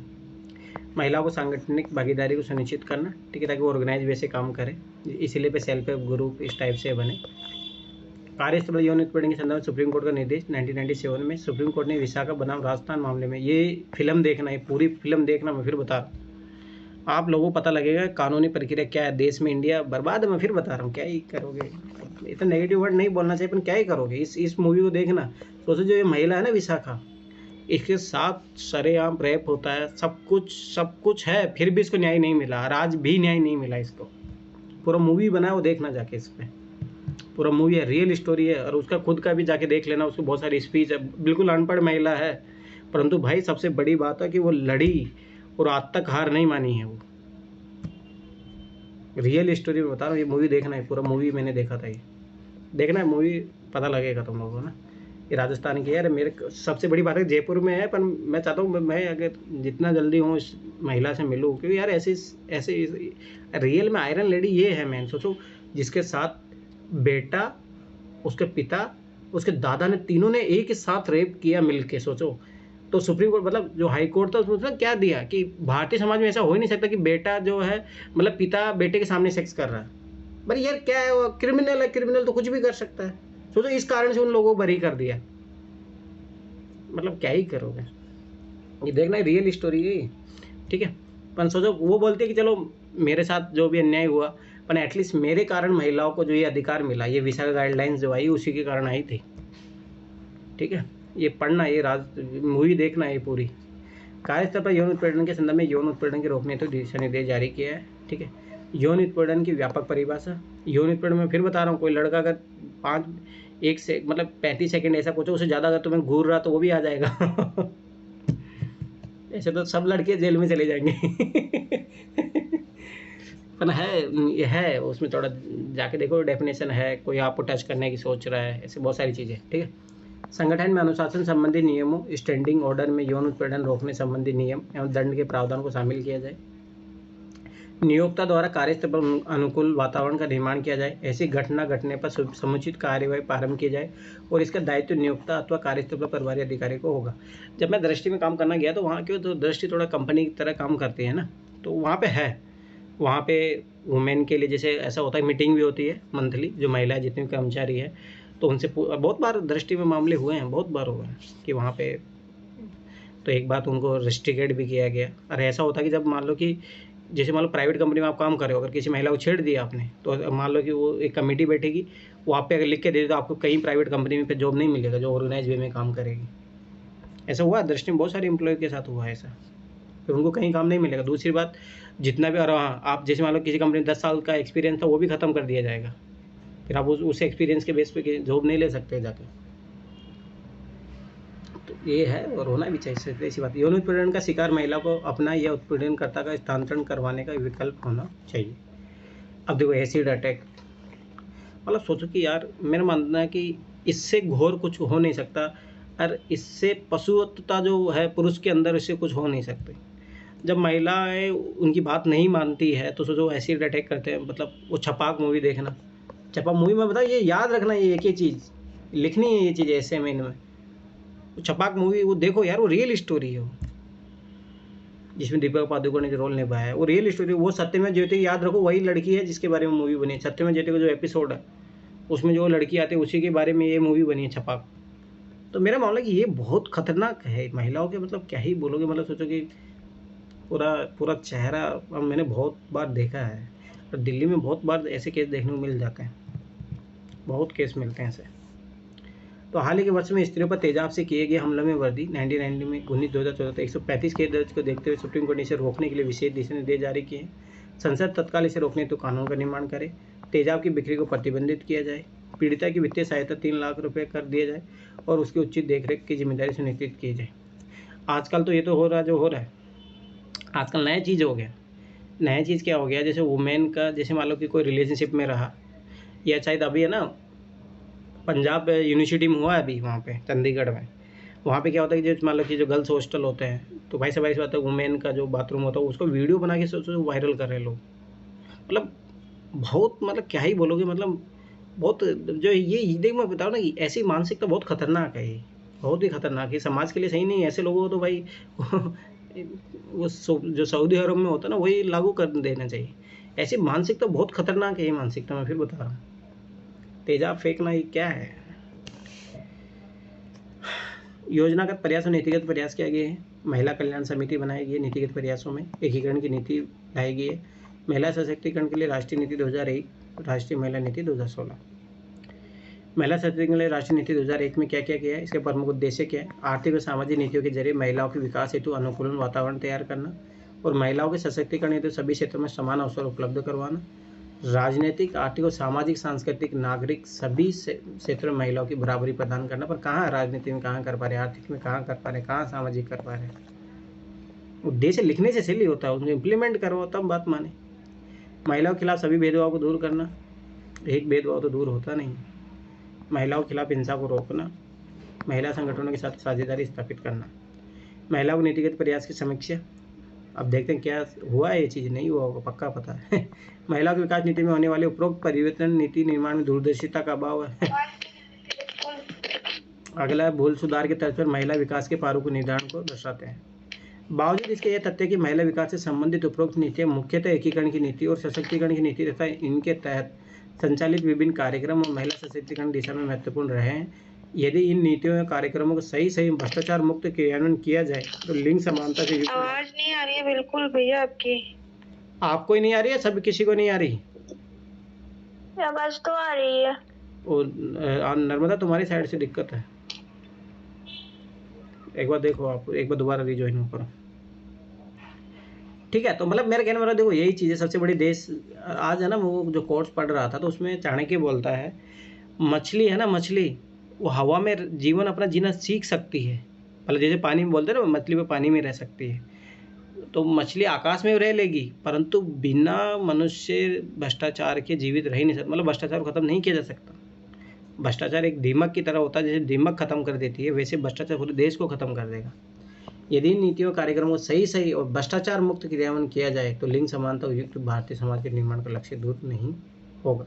ठीक है, योजनागत प्रयास कौन कौन से किए गए हैं। स्वाधार योजना, सामाजिक सशक्तिकरण योजना, ठीक है 2001 में। सशक्ति योजना, कौशल विकास को लेके। स्टेप योजना, आर्थिक सशक्तिकरण को लेके। धन लक्ष्मी योजना 2008 में। कन्या भ्रूण हत्या में गिरते लिंगानुपात के रोकने होती, जो अभी जो है बेटी बचाओ आंदोलन जो है, बेटी पढ़ाओ बेटी, वही सेम चीज़ है। राजीव गांधी किशोर सशक्तिकरण सबला योजना 2010। राष्ट्रीय जननी शिशु सुरक्षा योजना 2011। प्रधानमंत्री गर्भावस्था सहायता योजना, पीएम मातृत्व वंदना योजना 2017। ये 2 बार यूपीएससी पीटी में पूछ चुका है। बेटी बचाओ बेटी पढ़ाओ योजना 2015। सुकन्या समृद्धि योजना, ये बहुत इंपॉर्टेंट योजना है 2015। आर्थिक सशक्तिकरण, गवर्नमेंट इसका फायदा उठा रही है और कुछ नहीं है। सशक्त न्याय योजना 2015। बलात्कार पीड़ित न्याय। प्रधानमंत्री उज्ज्वला योजना 2016। प्रेरणा योजना 2016। कम उम्र में शादी तथा बार बच्चा पैदा करने की सोच में परिवर्तन हेतु। प्रधानमंत्री सुरक्षित मातृत्व अभियान 2016 और महिला ई हॉट योजना और जेंडर बजटिंग। हार्ट है, ठीक है, ये हार्ट है, ठीक है। तो एक और शायद मैं इसमें एक और जोड़ना चाहता हूँ। सी बॉक्स स्कीम लाई गई थी एक, ये महिलाओं की सुरक्षा के लिए था कार्यस्थल पर। इसमें क्या होता है कि एक बॉक्स होता है ऑफिस में, उसमें आप महिला जो भी है पर्ची लिख के डाल देती है, फिर उसमें कार्रवाई हो जाती है। ऐसा दृष्टि में भी है, ठीक है। तो सी बॉक्स स्कीम हो गया। और एक था वन स्टॉप सेंटर। इसमें क्या जो भी महिलाओं के साथ होता है, या मान लो ह्यूमन ट्रैफिकिंग महिला, उनको लिए रहना खाना पीना ऐसी व्यवस्था करवाई जाती है, उनके लिए रोजगार के साधन। वन स्टॉप सेंटर भी अच्छा कॉन्सेप्ट है ये। महिला सशक्तिकरण हेतु राष्ट्रीय मिशन, मार्च 2010 से प्रारंभ। महिला सशक्तिकरण नीति 2001 के अनुरूप है। इसका उद्देश्य क्या क्या है। महिला हेतु स्वास्थ्य सुविधा की सुनिश्चित करना, क्योंकि महिलाओं में हेल्थ इशू ज़्यादा रहते हैं, ठीक है। महिला शिक्षा को प्रोत्साहन करना, कि बाद में एजुकेशन कम है इनका, उच्चतर व्यावसायिक शिक्षा को सुनिश्चित करना, सेल्फ हेल्प ग्रुप का विकास करना और लिंग संवेदीकरण में सूचना प्रसार, महिलाओं के लिए सुरक्षित वातावरण का निर्माण करना। फिर स्कीम आई बेटी बचाओ बेटी पढ़ाओ योजना 2015 में, जो हरियाणा से लागू की गई थी। उद्देश्य क्या है, रणनीतियाँ क्या है, परियोजना, मतलब इस योजना का फर्क पड़ा है। पर आप देखोगे हरियाणा का जो है वो रेशियो बढ़ा है, तो ये स्कीम ने काम किया है। और इसमें ना मैं फिर बता रहा हूँ, एक IAS अधिकारी की बहुत बड़ी भूमिका थी, उसके बारे में जाके देखना। शायद याद करो कि वो सत्यमेव जयते एपिसोड देखोगे ना तो उसमें है। ठीक, बेटी बचाओ बेटी पढ़ाओ योजना एक केंद्रीय योजना के रूप में 2015 में गिरते लिंगानुपात वाले 100 जिलों में प्रारंभ की गई। 22 जनवरी 2015 को भारतीय PM द्वारा हरियाणा के पानीपत जिले से शुरुआत हुआ इसका, और वर्तमान में 650 जिलों में लागू है। उद्देश्य क्या है इसका, पक्षपाती लिंग चुनाव प्रक्रिया का उन्मूलन करना, बालिकाओं का अस्तित्व एवं सुरक्षा, बालिकाओं की शिक्षा सभी क्षेत्रों में भागीदारी होनी चाहिए, अंततः महिला सशक्तिकरण संभव होगा। रणनीति मतलब क्या स्ट्रेटेजी अपनाई गई इसको इम्प्लीमेंट करने के लिए। बालिका शिक्षा और लिंग समानता के लिए सामाजिक आंदोलन और जागरूकता अभियान चलाया गया। तो इसमें एक वो IAS अधिकारी है, गाँव जाके लोगों को समझाते हैं। फर्क पड़ता है इन चीज़ों से। देखो आखिर बता रहा हूँ, जैसे मैं आज इतने साल लगभग 28-29 साल का मैं हो गया हूँ, मैंने गाँव में कभी, मेरे गाँव में मैंने कभी IAS अधिकारी को आते हुए नहीं देखा आज तक। तो सोच लो, जो भी सोचो, मेरा गांव तो बिल्कुल शहर के पास गांव है, उस गांव का ये हालात है आज़ादी के 75 साल बाद में DM साहब अपने ऑफिस से बाहर नहीं निकलते, उस देश का क्या ही होगा। तो यही है। और आजकल अपेक्षा की जाती है लोग सर्वेंट से भाई लोगों के जाके बीच में रहे, जैसे आजकल लोक अदालत वाला कॉन्सेप्ट चल गया है, तो वो चीज़ें चलनी चाहिए। अभी तो राजस्थान गवर्नमेंट भगा रही है सब IAS अधिकारी को, जाके गांव में बैठो वहाँ पे ऐसे, मतलब वो एक चलता है पखवाड़ा टाइप से चला होते हैं कि 7 दिन वहाँ बैठेंगे सारे IAS अधिकारी, तहसीलदार, सब SDM सब आएंगे वहाँ पे, गांव की जो भी प्रॉब्लम है। तो ऐसे गवर्नमेंट को मैं फिर बताऊँ ना, ऐसे प्रोग्राम लाना पड़ेगा। जैसे दिल्ली गवर्नमेंट ने लाया डोर कैंपेन, मतलब कि अब प्रशासन आपके द्वार, अब जम्मू कश्मीर में भी चला है ये। तो ऐसे कॉन्सेप्ट, नए कॉन्सेप्ट लाने की, क्योंकि मैं बता रहा हूँ ना, जब तक 2-2 डंडे नहीं मारेंगे ना ये पुलिस, मतलब जो अधिकारी होते हैं, मतलब डंडा मतलब सरकार इनको भगाएगी नहीं ना, तब तक ये, नहीं तो ऑफिस से कभी नहीं भागते ये लोग।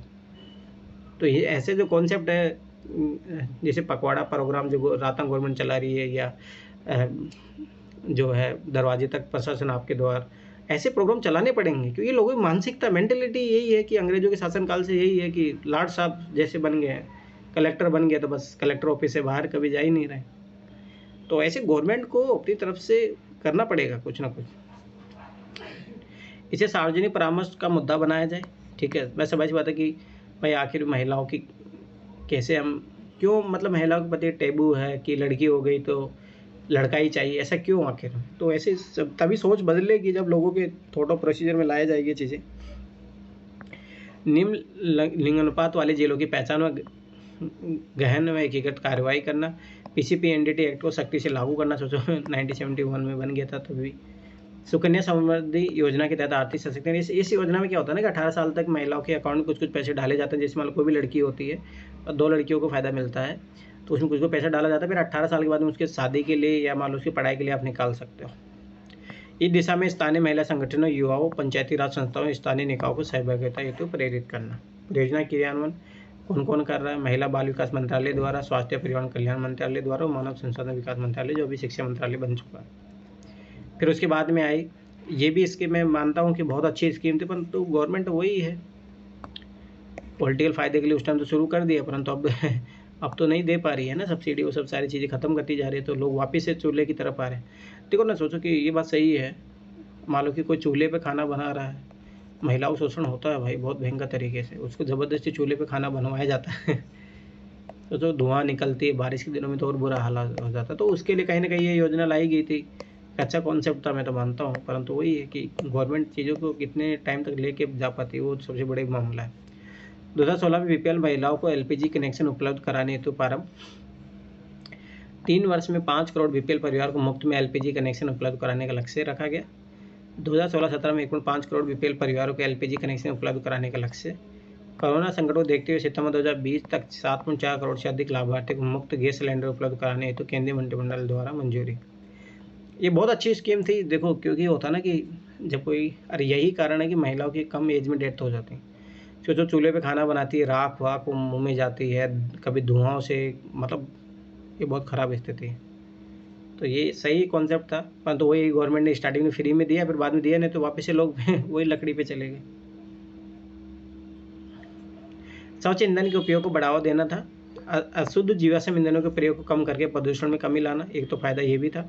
अशुद्ध जीवाश्म ईंधन के प्रयोग से होने वाली बीमारियों को रोकना और महिलाओं और बच्चों के स्वास्थ्य रक्षा द्वारा सशक्तिकरण। क्योंकि देखना मोस्टली जब छोटे छोटे बच्चे होते हैं, माँ बालों को खाना बना रही होती है, तो वो जो चूल्हा होता है उसी के आसपास होते हैं वो छोटे बच्चे, तो उनमें धुआं जाती है, तो बहुत सारी बीमारियाँ होती है।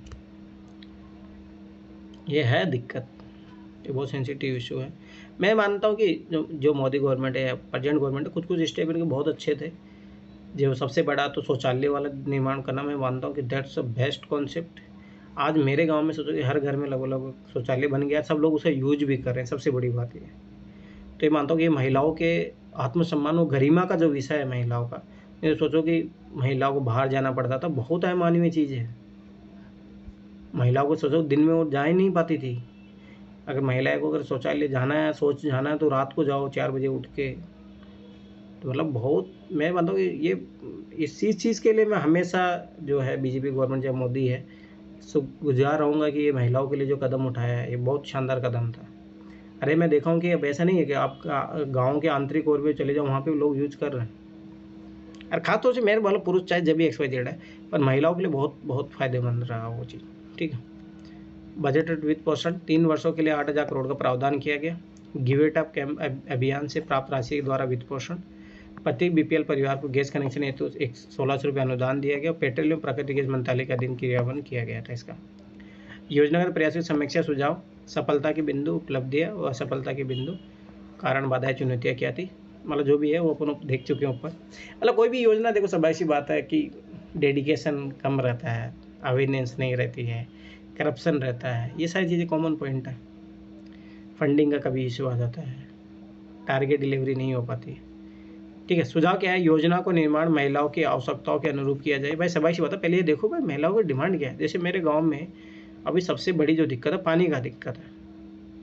अब मेरे गांव में ये दिक्कत है कि सोचो महिलाएं जो पानी के लिए सोचो 4-4, 5-5 घंटे वो बैठी रहती है वहाँ पे नल के पास, सोचो पढ़ाई कब करेगी फिर। तो ये चीज़ें है दिक्कत, तो उस अनुसार जो है डिलीवर होनी चाहिए योजनाएं। इन योजनाओं को दृढ़ इच्छा शक्ति, राजनीतिक और प्रशासनिक के साथ साथ भ्रष्टाचार मुक्त तरीके से लागू किया जाए, और वो तो संभव हो जाए। पुरुष प्रधान सोच को परिवर्तित किया जाए, शिक्षा का अधिकाधिक प्रसार किया जाए और महिलाओं को अग्रिम भूमिका में सामने लाया जाए। स्थानीय निकायों में महिला प्रतिनिधि को प्रशिक्षण दिया जाए और संवैधानिक और वैधानिक रक्षा उपाय तक महिलाओं की पहुंच को सुनिश्चित किया जाए। तब जाके अपन महिला जो सशक्तिकरण होगा उसको बढ़ावा दे सकते हैं। ठीक है। अब बात आती है महिलाओं के विरुद्ध जो हिंसा होती है, डोमेस्टिक वायलेंस होता है, अपन देखने को मिलता है। ठीक है। और सबसे बड़ी बात है ना, जो डोमेस्टिक वायलेंस के पीछे मैं बता रहा हूँ, चलो मैं एक स्टोरी बताता हूँ। मेरे पड़ोसी है, तो भैया भाभी लगते हैं एक तरीके से। मैं अपने लाइफ टाइम का एक पूरा एक्सपीरियंस बता रहा हूँ। मैंने इतनी महिलाओं को मार खाते हुए देखा, बहुत मतलब हद नहीं है, विश्वास नहीं करोगे। मतलब जैसे किसी जानवर को पीटा जाता है वैसे पीटा जाता है। अरे आप लोग भी देखते ही होंगे। तो मैंने एक बार ऐसे, मेरे वो जो भाभी थी, मैंने उसको पूछा कि आप क्यों मार सहते हो। तो उसने बोला कि मेरा पति है, पति परमेश्वर के बराबर होता है, वो मारे चाहे कुछ भी करे। तो मतलब जब ऐसी मानसिकताएं है समाज में, तब तक कुछ हो नहीं सकता महिलाओं का। तो मैंने उसको बोला कि देखो व्हाटएवर जो भी रीजन है, ठीक है, कभी भी जब वो कोई हाथ उठाए ना, तो एक बार एटलीस्ट एक बार तो प्रयास करो उसको हाथ रोकने का। वो दूसरी बार वो पुरुष है ना, सोचेगा तुम पे हाथ उठाना है नहीं उठाना मुझे। तो यही मानसिकता है कि मैं नहीं बोला कि हाथ मारो तुम, एटलीस्ट मैंने हाथ रोकना तो सीखो ना। एटलीस्ट सेल्फ डिफेंस चीज़ें ज़रूरी है। और वही ये महिला ये भी नहीं कर पाती, तो फिर क्या ही करो है। आप लोगों में किसी ने देखा है अपने घरों में पिटाई होते हुए महिलाओं की? तो बताओ रे हकीकत, दिस रियलिटी, इंडिया की रियलिटी है। इंडियन सोसाइटी का जो कल्चर है उसके हिसाब से बहुत कॉमन चीज है। हाँ। और फिक्स करना बहुत मुश्किल है ये इशू। देखो मैं फिर बता रहा हूँ कि इसमें जब तक महिलाएं उस पुरुष का हाथ रोकना नहीं सीखेगी, मैं ऐसा नहीं बोला कि हाथ मारे, जहाँ जरूरत हो मार मैं तो मानता हूँ मार भी ले, और क्या। पर एक कारण एजुकेशन आ जाता है ना, महिलाओं में उतना जहाँ पे एजुकेशन नहीं है, तो फिर वो जो डिपेंडेंसी होती है ना, तो फिर उसकी वजह से वो हाँ नहीं स्टेप लेते। जो मोस्ट कॉमन रीजन है वो फाइनेंशियली अनइंडिपेंडेंट होना है, वो सबसे बड़ा मुद्दा होता है, सबसे बड़ा वो मुद्दा वही है। सबसे बड़ा रीजन।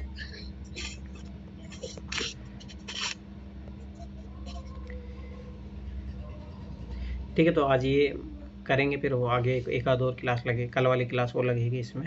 ठीक है, सुनो, तो मतलब मेरा कहना मतलब देखो, इस अब मैं एक और चीज़ मैं बताता हूँ, दैट्स रियल केस।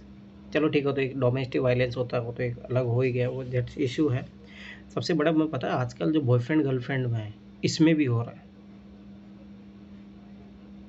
और जब मैंने एक लड़की का स्टोरी सुना ऐसे, तो मैं बोला कि यार किस कारण से तुम लोग मार सह लेते हो भाई। चलो ठीक है, वहाँ पति पत्नी का आ गया, वहाँ पे भी नहीं सहना चाहिए, मैं तो कभी नहीं अलाउ करूँगा किसी महिला में, तो बोलूँगा 2 थप्पड़ और मारूँ। क्या है यार, अपने आप को कमज़ोर समझोगे तब तक लोग शोषण करते रहेंगे। मैं फिर बार बार बता रहा हूँ, ये चीज़ याद रखना, ये समाज की मानसिकता ही होती है, जो कमज़ोर है उसको और दबाया जाएगा। बलवान बनो। एक बात बताओ सर, एक बात, अगर महिलाएं विरोध करना चाहती है ना, और अगर गलती से वो बीमार पड़ जाए, उसको डॉक्टर के पास लेके नहीं जाती, वो मरने के लिए छोड़ देते हैं, तो कैसे बेचारी वो विरोध करेंगे। हाँ, ये होता है, तो वही तो सबसे बड़ी आर्थिक सशक्तिकरण वाली बात है।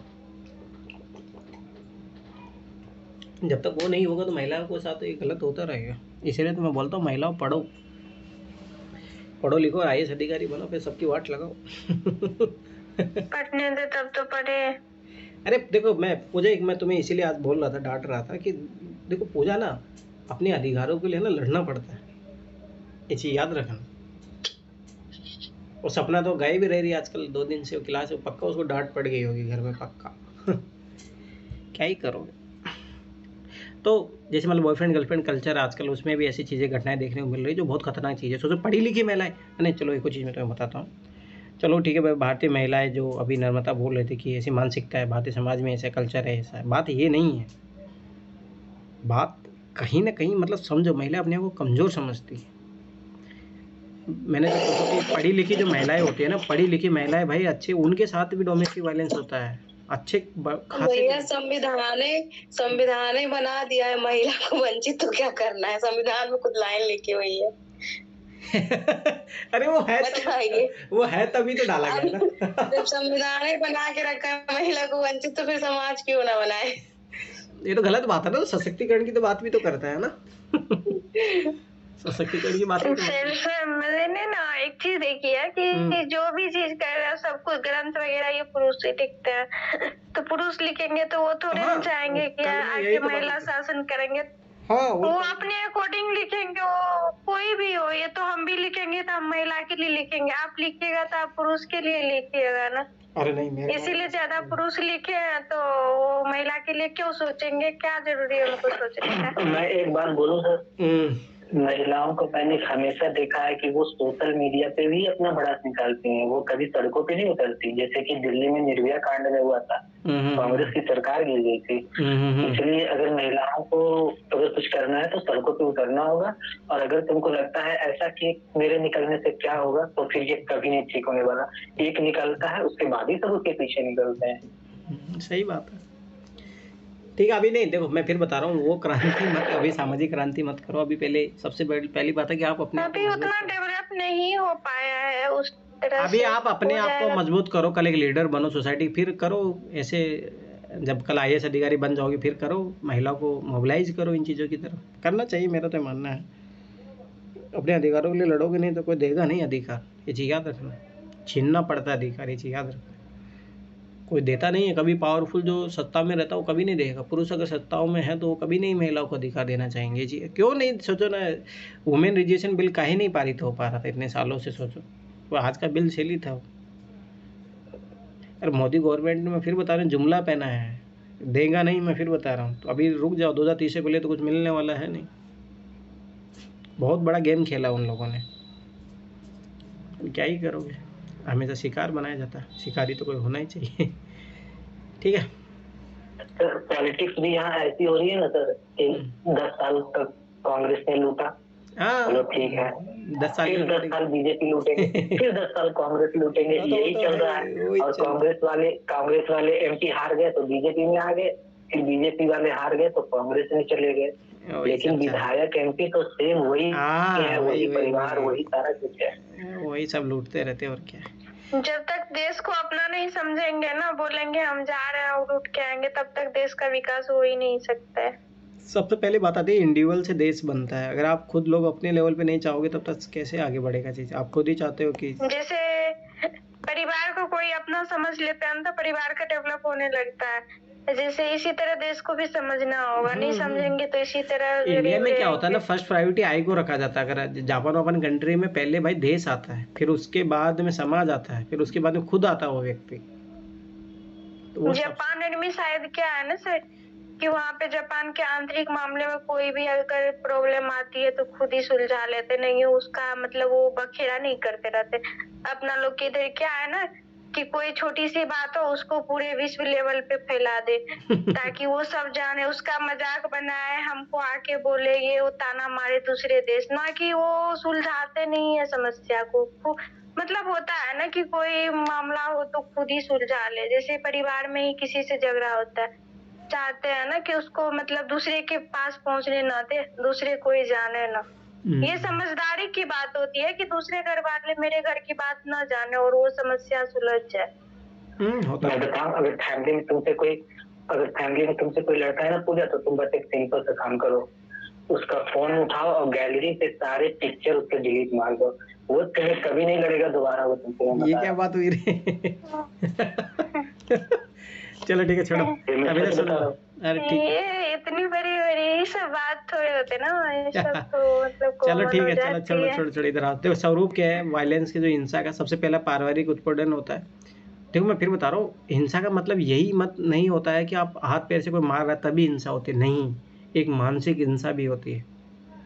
जैसे मेरे पापा कभी मेरी मम्मी को हाथ नहीं मारे हैं, इतने साल हम बड़े हो गए, कभी मेरी मम्मी, मेरे घर में कभी ऐसा नहीं हुआ, मेरे भाई भी जो कभी भाभी हो कभी नहीं।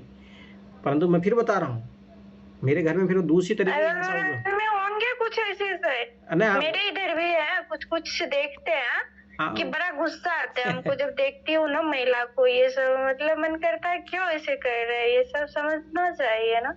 ठीक है, पर मैं बता रहा हूँ कि फिर एक वहाँ पे तो बोल एक भी नहीं हिंसा तो वो पाते। हो गई कि मारपीट वाले हो गए, वो हिंसा नहीं। दूसरी होती है मानसिक हिंसा, मानसिक प्रताड़ना झेलना। तो वो झेला जाता है, वो मेरी मम्मी ने भी झेला। ठीक है, वो होता है। जैसे मेरी मम्मी भाई कुछ कमा नहीं पाते थे, घर का काम करते, मेरे पापा उसको हमेशा ताना मारते रहते थे, तो क्या जानती है पैसा कैसे कमाया जाता है, क्या है क्या, तो एक दिन घर ये में सब चले। कॉमन है। तो ये कॉमन है, मैं फिर बता रहा हूँ, ये मानसिक प्रताड़ना है, ये भी एक प्रकार की हिंसा अब है। सर ज्यादा नहीं कहते हैं ना, ज्यादा फ्रीडम भी नहीं होना चाहिए। इंसान जो है ना, इससे में खुद को भी मतलब वो नहीं होता है, मतलब थोड़ा बहुत होना चाहिए, ज्यादा फ्रीडम भी ठीक नहीं होता है। ठीक है ठीक है। देखो तो मतलब कहने में मैं ये समझाना चाह रहा हूँ कि हिंसा का मतलब यही मत समझना आप कि वही होता है कि हाथ से मारपीट कर रहा है, बेल्ट से मार रहा है। ठीक है, तो ये तो है ही। दूसरी चीज़ जो मानसिक भी होती है, ठीक है, तो वो भी देखने को मिलती है। तो पारिवारिक उत्पीड़न होता है और दहेज प्रथा, दहेज हत्या जो होती है। दहेज मतलब ये देखो, मैं एक और चीज़ में तुम बताता हूँ लोगों को। दहेज ऐसी चीज़ है, आप चाहे कितने भी करोड़ों रुपए लेके आ जाओ, फिर भी तुम्हें टॉर्चर झेलना पड़ेगा। ये मैं खुद मेरा अपने घर में देखता हूँ। फिर सर भी आपके इधर भी दहेज लेते हैं क्या? क्यों नहीं चलता है, दहेज प्रथा क्यों नहीं चल रही, चलता है, खुलेआम चलता है। हमको लगा सिर्फ बिहार में दहेज है, मतलब ज्यादा। अरे मेरे सब इधर पूरे तो बहुत ज्यादा है। ऑल ओवर इंडिया है वो प्रॉब्लम। ठीक है, तो मतलब मेरे कहने मतलब जैसे मान लो कोई बहू है दहेज लेके आई, तो उसके ताना मारेंगे, ये देखो कैसा सोफा लाई है, कैसी गाड़ी लाई है, तेरे माँ बाप ऐसे ही है, ये है वो है, फलाना ढिकाना, झेलना पड़ता है। इसी कारण बहुत सारी महिलाएं, बहुत बार ऐसा होता है टीवी नहीं चल रहा तो उसको मारे, फोड़ इसको, उसके सिर पे गिरा देते हैं, ले जाते हैं बाप को दे देना, क्या लाया है बाप को दे, क्या है मतलब मैं तो भाई इतनी सारी कहानियाँ बना सकता हूँ ना इस मामले में। मतलब लोग किस किस तरीके से प्रताड़ना झेलते हैं, बहुत बुरा हाल होता है। ठीक है, कन्या भ्रूण हत्या हो जाती है, तो ये भी एक प्रकार की हिंसा है महिलाओं के। कि सोचो बच्ची को छोटी सी जो भ्रूण में अभी जन्म भी नहीं लेने देगी, उसको मार दिया जाता है। 6 लाख प्रति वर्ष मारी जाती है, सोचो। सार्वजनिक स्थल पर छेड़छाड़ में बलात्कार का जो होता है वो देखने को मिलता ही है। मतलब सबसे बड़ी चीज़ मैं देखा हूँ मैंने जिम देखो यार, मैंने तो अपने जीवन में कभी नहीं किया और मैं तो चाहूँगा कि भगवान मुझे कभी ऐसा बनाना भी नहीं। छेड़छाड़ मतलब होता है ना, लड़कियों को चींटी मारना, ठीक है, यह मान लो कि लड़कियों की तरफ कुछ फेंकना, ये सारी चीज़ें मतलब बहुत ख़राब चीज़ें है, क्या ही करोगे। और होता है जो कभी देखना, जो लड़कियाँ बस स्टॉप पे खड़ी रहती है उनके साथ होता है मोस्टली, जो वर्किंग वूमेन होते हैं उनके साथ होता है। Narmada, you have any experience? आपको कोई छेड़ा, कोई ऐसे, हेलो। आपको कोई छेड़ा ऐसे जब आप ऑफिस जाती हो, ऐसा ऐसा? नहीं, छेड़ा नहीं है, लेकिन ये है कि मतलब गुड टच और बैड टच में फर्क समझ में आ जाता है। तो वो तो बसों वैसे में कोई होता छेड़ा है, नहीं है वो तो बसों में खुलेआम। यहाँ पे भी मैंने जब दिल्ली की लड़कियों से एक्सपीरियंस लिया तो एक मेरे को बता रही थी कि भैया कि मतलब दिल्ली में मतलब लड़के तो चलो ठीक है, आपको चलो मतलब देखेंगे, नोटिस करेंगे, वो एक अलग मामला हो गया। यहाँ पे जो अंकल्स होते हैं वो मतलब बॉडली टच करने की कोशिश करते हैं बसों में, तो वो सारी चीज़ें भी है, देखने को मिलती है। तो फिर इसलिए तो आजकल लेडी, एक बस में एक लेडी कंडक्टर होती है, साथ में एक लेडी गार्ड भी होती है। दिल्ली के सोचो सोचो, दिल्ली जैसे शहर में ऐसी मानसिकता वाले लोग रह रहे हैं। कार्य स्तर पर यौन शोषण का दुर्व्यवहार तो ये भी होता ही है, बहुत बड़े लेवल पे होता है। और मैं सबसे बड़ी बात तो मैं बता रहा हूँ कि प्रमोशन के नाम पे लोग है ना, पता नहीं कितनी लड़कियों का यूज करते हैं लोग, बहुत बड़े लेवल पे चलता है। एक गलत है भैया, लड़कियां खुद चल के आती हैं। अरे बात है ना। नहीं, मेरे सुनिए ना, मेरे यहाँ केस है, मतलब पूरा केस ही है। मतलब जो मेन बीएमओ सर है, तो सीएचओ की एक पोस्ट निकली है, पता नहीं क्यों निकाले, उस पोस्ट का कोई औचित्य नहीं है। फिर भी वो पोस्ट है सीएचओ की हर जगह, यूपी में, बिहार में, एमपी में, सीजी में, हर जगह। तो मतलब वो लड़की लव मैरिज है उसकी, पटेल है, और क्या कहते हैं, अच्छी मतलब बहुत संपन्न घर में शादी हुई, लड़का मर्चेंट नेवी में, और फिर भी उनका बीएमओ का अफेयर चल रहा है, पूरे हॉस्पिटल में बात फैली हुई है। तो वो अपने बेनिफिट के लिए उनके पास आई है कि हमको मतलब जो भी कहे, जैसा भी बेनिफिट हो पता नहीं, अब हम लोग तो काम करते हैं, वो क्या ही करते हैं, उनका क्या ही बोलूं मैं। उसको पीढ़े बना, वो होता है सर की मानसिकता सब टाइप होती है। मानसिकता नहीं कह सकते हो आप, ऐसे नहीं जानते हो, पढ़े लिखे लोगों की भी बहुत घटिया मानसिकता मिलेगी, और कुछ कुछ अनपढ़ ऐसे देखने को मिलते हैं कि लगता है कि मतलब साक्षात भगवान आके खड़े हुए हैं। उनकी देखो यार, पढ़ाई लिखाई में बता रहा कि आज की पढ़ाई लिखाई वो वाली बात रही नहीं है ना, आज लोग पास रही नहीं है ना, वो वाली बात उसमें। तो वो वाला मामला है, वो भूल जाओ। मैं बता तो रहा हूँ ना, आईएएस अधिकारी, मैं कल बता तो रहा था कि एक आईएएस अधिकारी था, सोचो कि एक दूसरी आईएएस अधिकारी थी, उसको बोल रहा था तुम्हारी न्यूड फोटो भेजो, सोचो। क्या ही करोगे, आईएएस अधिकारी बन के ये काम कर रहे हैं। ऐसे तो मतलब क्या ही विद्वानता इससे नहीं है कि आप कितने बड़े आईएएस बन गए या बने पीएचडी होल्डर बन के घूम रहे हो। एक व्यवहारिक जो अपनी इथिक्स में मतलब इथिकल जब सिखाऊंगा मैं, तो मतलब कि इथिकल बनना पड़ता है भाई इंसान को। आईएएस अधिकारी बन गया मतलब ये नहीं कोई इथिकल भी पर्सन है, ये चीज़ याद रखना, ठीक है। तो ये चीज़ याद रखो, ठीक है। अगला वेश्यावृत्ति की समस्या, तो भारत में एक बहुत बड़ा है। देखो मैं फिर बता रहा हूँ, वेश्यावृत्ति ऐसी चीज़ है कि ऐसे नीड, एक ऐसी बुराई है जो समाज की ज़रूरत है, वो आवश्यकता है, एक ऐसी बुराई है जो आवश्यकता है, ठीक है। ऐसे अश्लील साहित्य में चित्र का प्रदर्शन, तो ये भी आजकल क्या ही है, ये कि ऐसी मतलब ये आवश्यक बुराई है, बुराई है, सबको पता है, परंतु सबकी ज़रूरत है, तो ये बनी हुई है ये चीज़ें, ठीक है। अब इस पर क्या ही लेक्चर दिया जाए, वो तो है ही जो रियलिटी है, तो ठीक है। कारण क्या है, पितृसत्तात्मक समाज में महिलाओं को निम्नतर स्थिति होना, महिलाओं को हमेशा दबा के रखा गया पेट्रियार्कल समाज में, तो इसी कारण से है जो सारी चीज़ें। तो महिलाओं को हमेशा ऐसा माना जाता है कमज़ोर है तो उसको मार सकते हैं, उसके साथ छेड़खानी कर सकते हैं, उस पर तेजाब फेंका जा सकता है कि महिला तो विरोध करेगी नहीं, इसी कारण से सारी चीज़ें होती है। निम्न शैक्षिक अधिकार में स्थिति, ठीक है, महिला को कम पढ़ाई लिखाई होती है, इसलिए तो सबसे बड़ी चीज़ है, महिलाएं पढ़ी लिखी नहीं है, तो अब पढ़ी लिखी महिलाएं तो आजकल तो अच्छे से अच्छे को जेल में पहुंचा देती है, पढ़ी लिखी है, समझदार है। पर ऐसा नहीं है, मैंने देखा है कि 1% महिलाएं होती है जो अपने अधिकारों को यूज़ करती है, पढ़ाई लिखाई होने के बावजूद भी, नहीं तो उनके साथ भी डोमेस्टिक वायलेंस होता है, सब कुछ झेलती है। बड़ी बड़ी पीएचडी होल्डर यहाँ आता है, सबके साथ होता है। महिलाओं को पुरुषों पर आर्थिक निर्भरता सबसे बड़ी चीज़ है, गुलामी का सबसे बड़ा कारण यही है। राजनीतिक क्षेत्र में पुरुषों का एक अधिकार है, तो यही सबसे बड़ी बात है, सारे कानून वानून सब उसी तहत, तो पुरुष जैसा चाहेंगे वैसा ही बनेंगे। पुरुषों द्वारा शराबखोरी, ये सबसे बड़ा कारण है डोमेस्टिक वायलेंस का।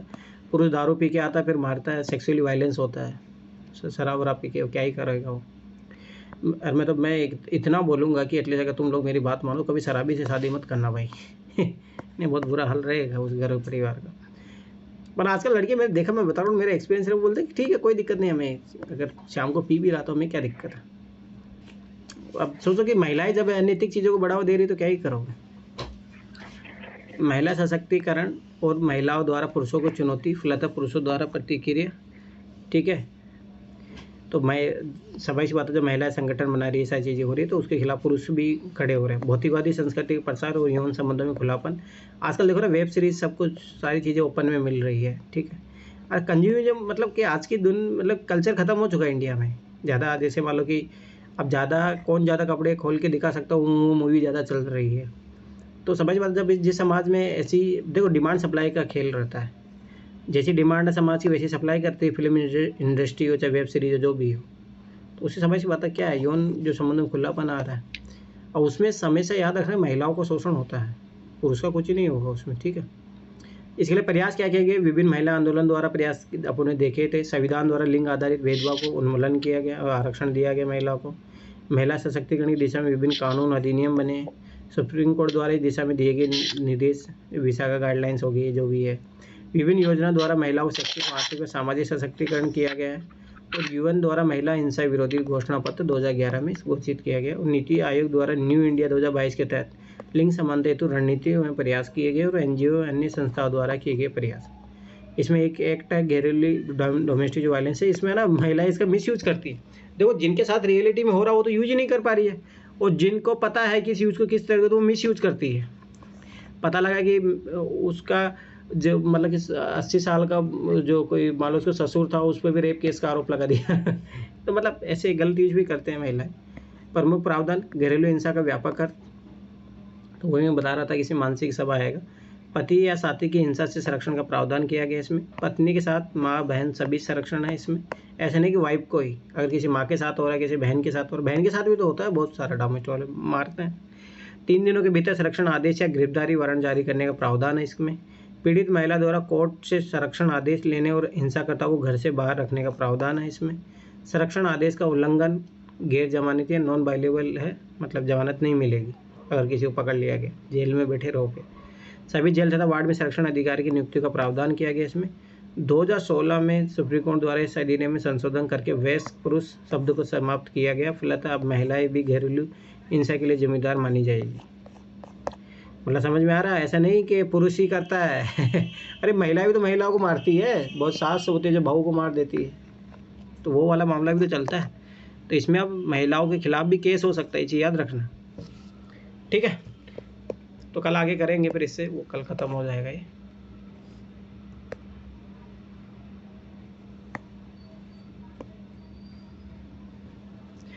ठीक है, तो अब देखो मैं फिर बता रहा हूँ कि ये जैसे कंप्लीट होगा तो फिर मैं अब स्टार्टिंग से बताने जाऊँगा कि इंट्रोडक्शन, पहले मैं मोटा मोटा बता दूँगा इंट्रोडक्शन, मेन बॉडी कंक्लूजन, फिर मैं उसमें एक एक बार बता दूँगा इंट्रोडक्शन क्या टाइप के होते हैं, क्या होता है, फिर ब्रेन स्टॉर्मिंग करेंगे कुछ। ठीक है, फिर कुछ टॉपर्स के ऐसे पढ़ेंगे तब जाके क्लास कंप्लीट होगा। ठीक है, ठीक है, तो और कोई डाउट? सर इकोनॉमी कब से पढ़ाइए? इकोनॉमी अपन दीपावली के बाद शुरू करेंगे, ये 10 तारीख तक कंप्लीट हो जाएगा, फिर दीपावली के बाद शुरू करेंगे। 3-4 दिन छुट्टी रखेंगे, 5 दिन शायद हो सकता है छुट्टी रखें, फिर उसके बाद शुरू करेंगे इकोनॉमी। 16 तारीख से मोटा मोटा मान के चलो शुरू करेंगे, 16 तारीख शुरू हो जाएगा इकोनॉमी, और वो कंप्लीट हो जाएगा, कोई दिक्कत नहीं। प्रीलिम्स प्लस मेंस दोनों करवा दूंगा मैं उसमें। ठीक है, इकोनॉमी है, साइंस एंड टेक तो सही है, एक ये इन्वायरमेंट इकोलॉजी, सबसे ये पहले सब करंट सब्जेक्ट है ना। पहले इकोनॉमी को पढ़ेंगे, इकोनॉमी जरूरी है क्योंकि 18-20 क्वेश्चन आते हैं पीटी में। हाँ अभी टाइम भी है ना, एग्जाम तक में हो भी जाएगी। दिसंबर तक हो जाएगा, कोई दिक्कत नहीं, उससे दिसंबर मैक्सिमम हो जाएगा इकोनॉमी। फिर उसके बाद में अगर कुछ कॉन्सेप्ट वाले सब्जेक्ट की जरूरत पड़ी तो मैं क्लास ले लूँगा, शायद ज्योग्राफी के लिए बोला जा रहा है तो ज्योग्राफी देख लेंगे, कुछ क्लास ले लेंगे ज्योग्राफी की। ठीक है, ज्योग्राफी तो खुद पढ़ के भी समझ आ जाती है। नहीं किसी को जैसे काजल है उसको समझ में नहीं आता तो ले लेंगे। देखो कॉन्सेप्टल थोड़ा कॉन्सेप्ट, जैसे इकोनॉमी कॉन्सेप्ट वाला सब्जेक्ट है वैसे ज्योग्राफी थोड़ा कॉन्सेप्ट वाला सब्जेक्ट है। कुछ कुछ जैसे फिजिकल ज्योग्राफी थोड़ा समझने लायक है, ओशियनोग्राफी थोड़ा समझने लायक है, और तो जैसे मान लो ह्यूमन ज्योग्राफी तुम लोग खुद से पढ़ लोगे, वो मैं नहीं पढ़ाऊँगा, वो कोई ज़्यादा ज़रूरत है अभी नहीं। परंतु कुछ कुछ पार्ट है जो फिजिकल ज्योग्राफी हो गया, ओशियन ज्योग्राफी हो गया, ठीक है, इन्वायरमेंटल ज्योग्राफी होता है, वो थोड़ा बहुत पढ़ने की ज़रूरत पड़ती है और कोई ज़्यादा ज़रूरत पड़ता नहीं। ठीक है, कॉन्सेप्ट वाले क्वेश्चन आते भी हैं, पहली बात वहाँ से ये भी है। ठीक है, कर लेंगे वो धीरे धीरे, कोई इश्यू नहीं है। मैप वाले क्वेश्चन पर जो वर्ल्ड मैप के जो क्वेश्चन होते हैं सर, वो मैं शून्य आईएएस का मटेरियल भेजा भी हूँ तुम लोगों को, देखना उसमें सारा अच्छे से, बस उसी को कर लेना और कुछ करना। मैप लगा दीजिए ना रूम में अपना, सुबह में कभी कभी देखने का मन हो तो देखा कीजिए। आखिरी में मैं कुछ है ना, जैसे करंट अफेयर की जो भी चीज़ें साल भर में रही है वो मैं एक बार करवा दूंगा पीटी से पहले, कि ये इंपॉर्टेंट है, वो देख लेंगे अपन, ठीक है। उससे बन जाएंगे क्वेश्चन, अगर आना रहेगा 2-3 क्वेश्चन वहीं से फंस जाएंगे, ठीक है। जैसे आपकी बार पक्का है कि इधर से आएगा इजराइल वाला, तो पूरा भूमध्य सागर ये सब पिछले साल यूक्रेन वाला, हाँ तो यूक्रेन वाला आया था, तो इसीलिए आपकी बार इजराइल वाला पूछेगा। तो इस तरीके थोड़ा याद रखो बस, और क्या, वो करंट अफेयर में आइडेंटिफाई कर लोगे तो बना लोगे क्वेश्चन को, ठीक है। चलो ठीक है फिर, बाय बाय, गुड नाइट, ठीक है। ऐसे पे काम करते रहो, लापरवाही मत करो, विजन के टेस्ट लिखो, मैं फिर बार वो बता रहा हूँ, लापरवाही मत करो। चलो ठीक है फिर, है ना, बाय बाय, गुड नाइट।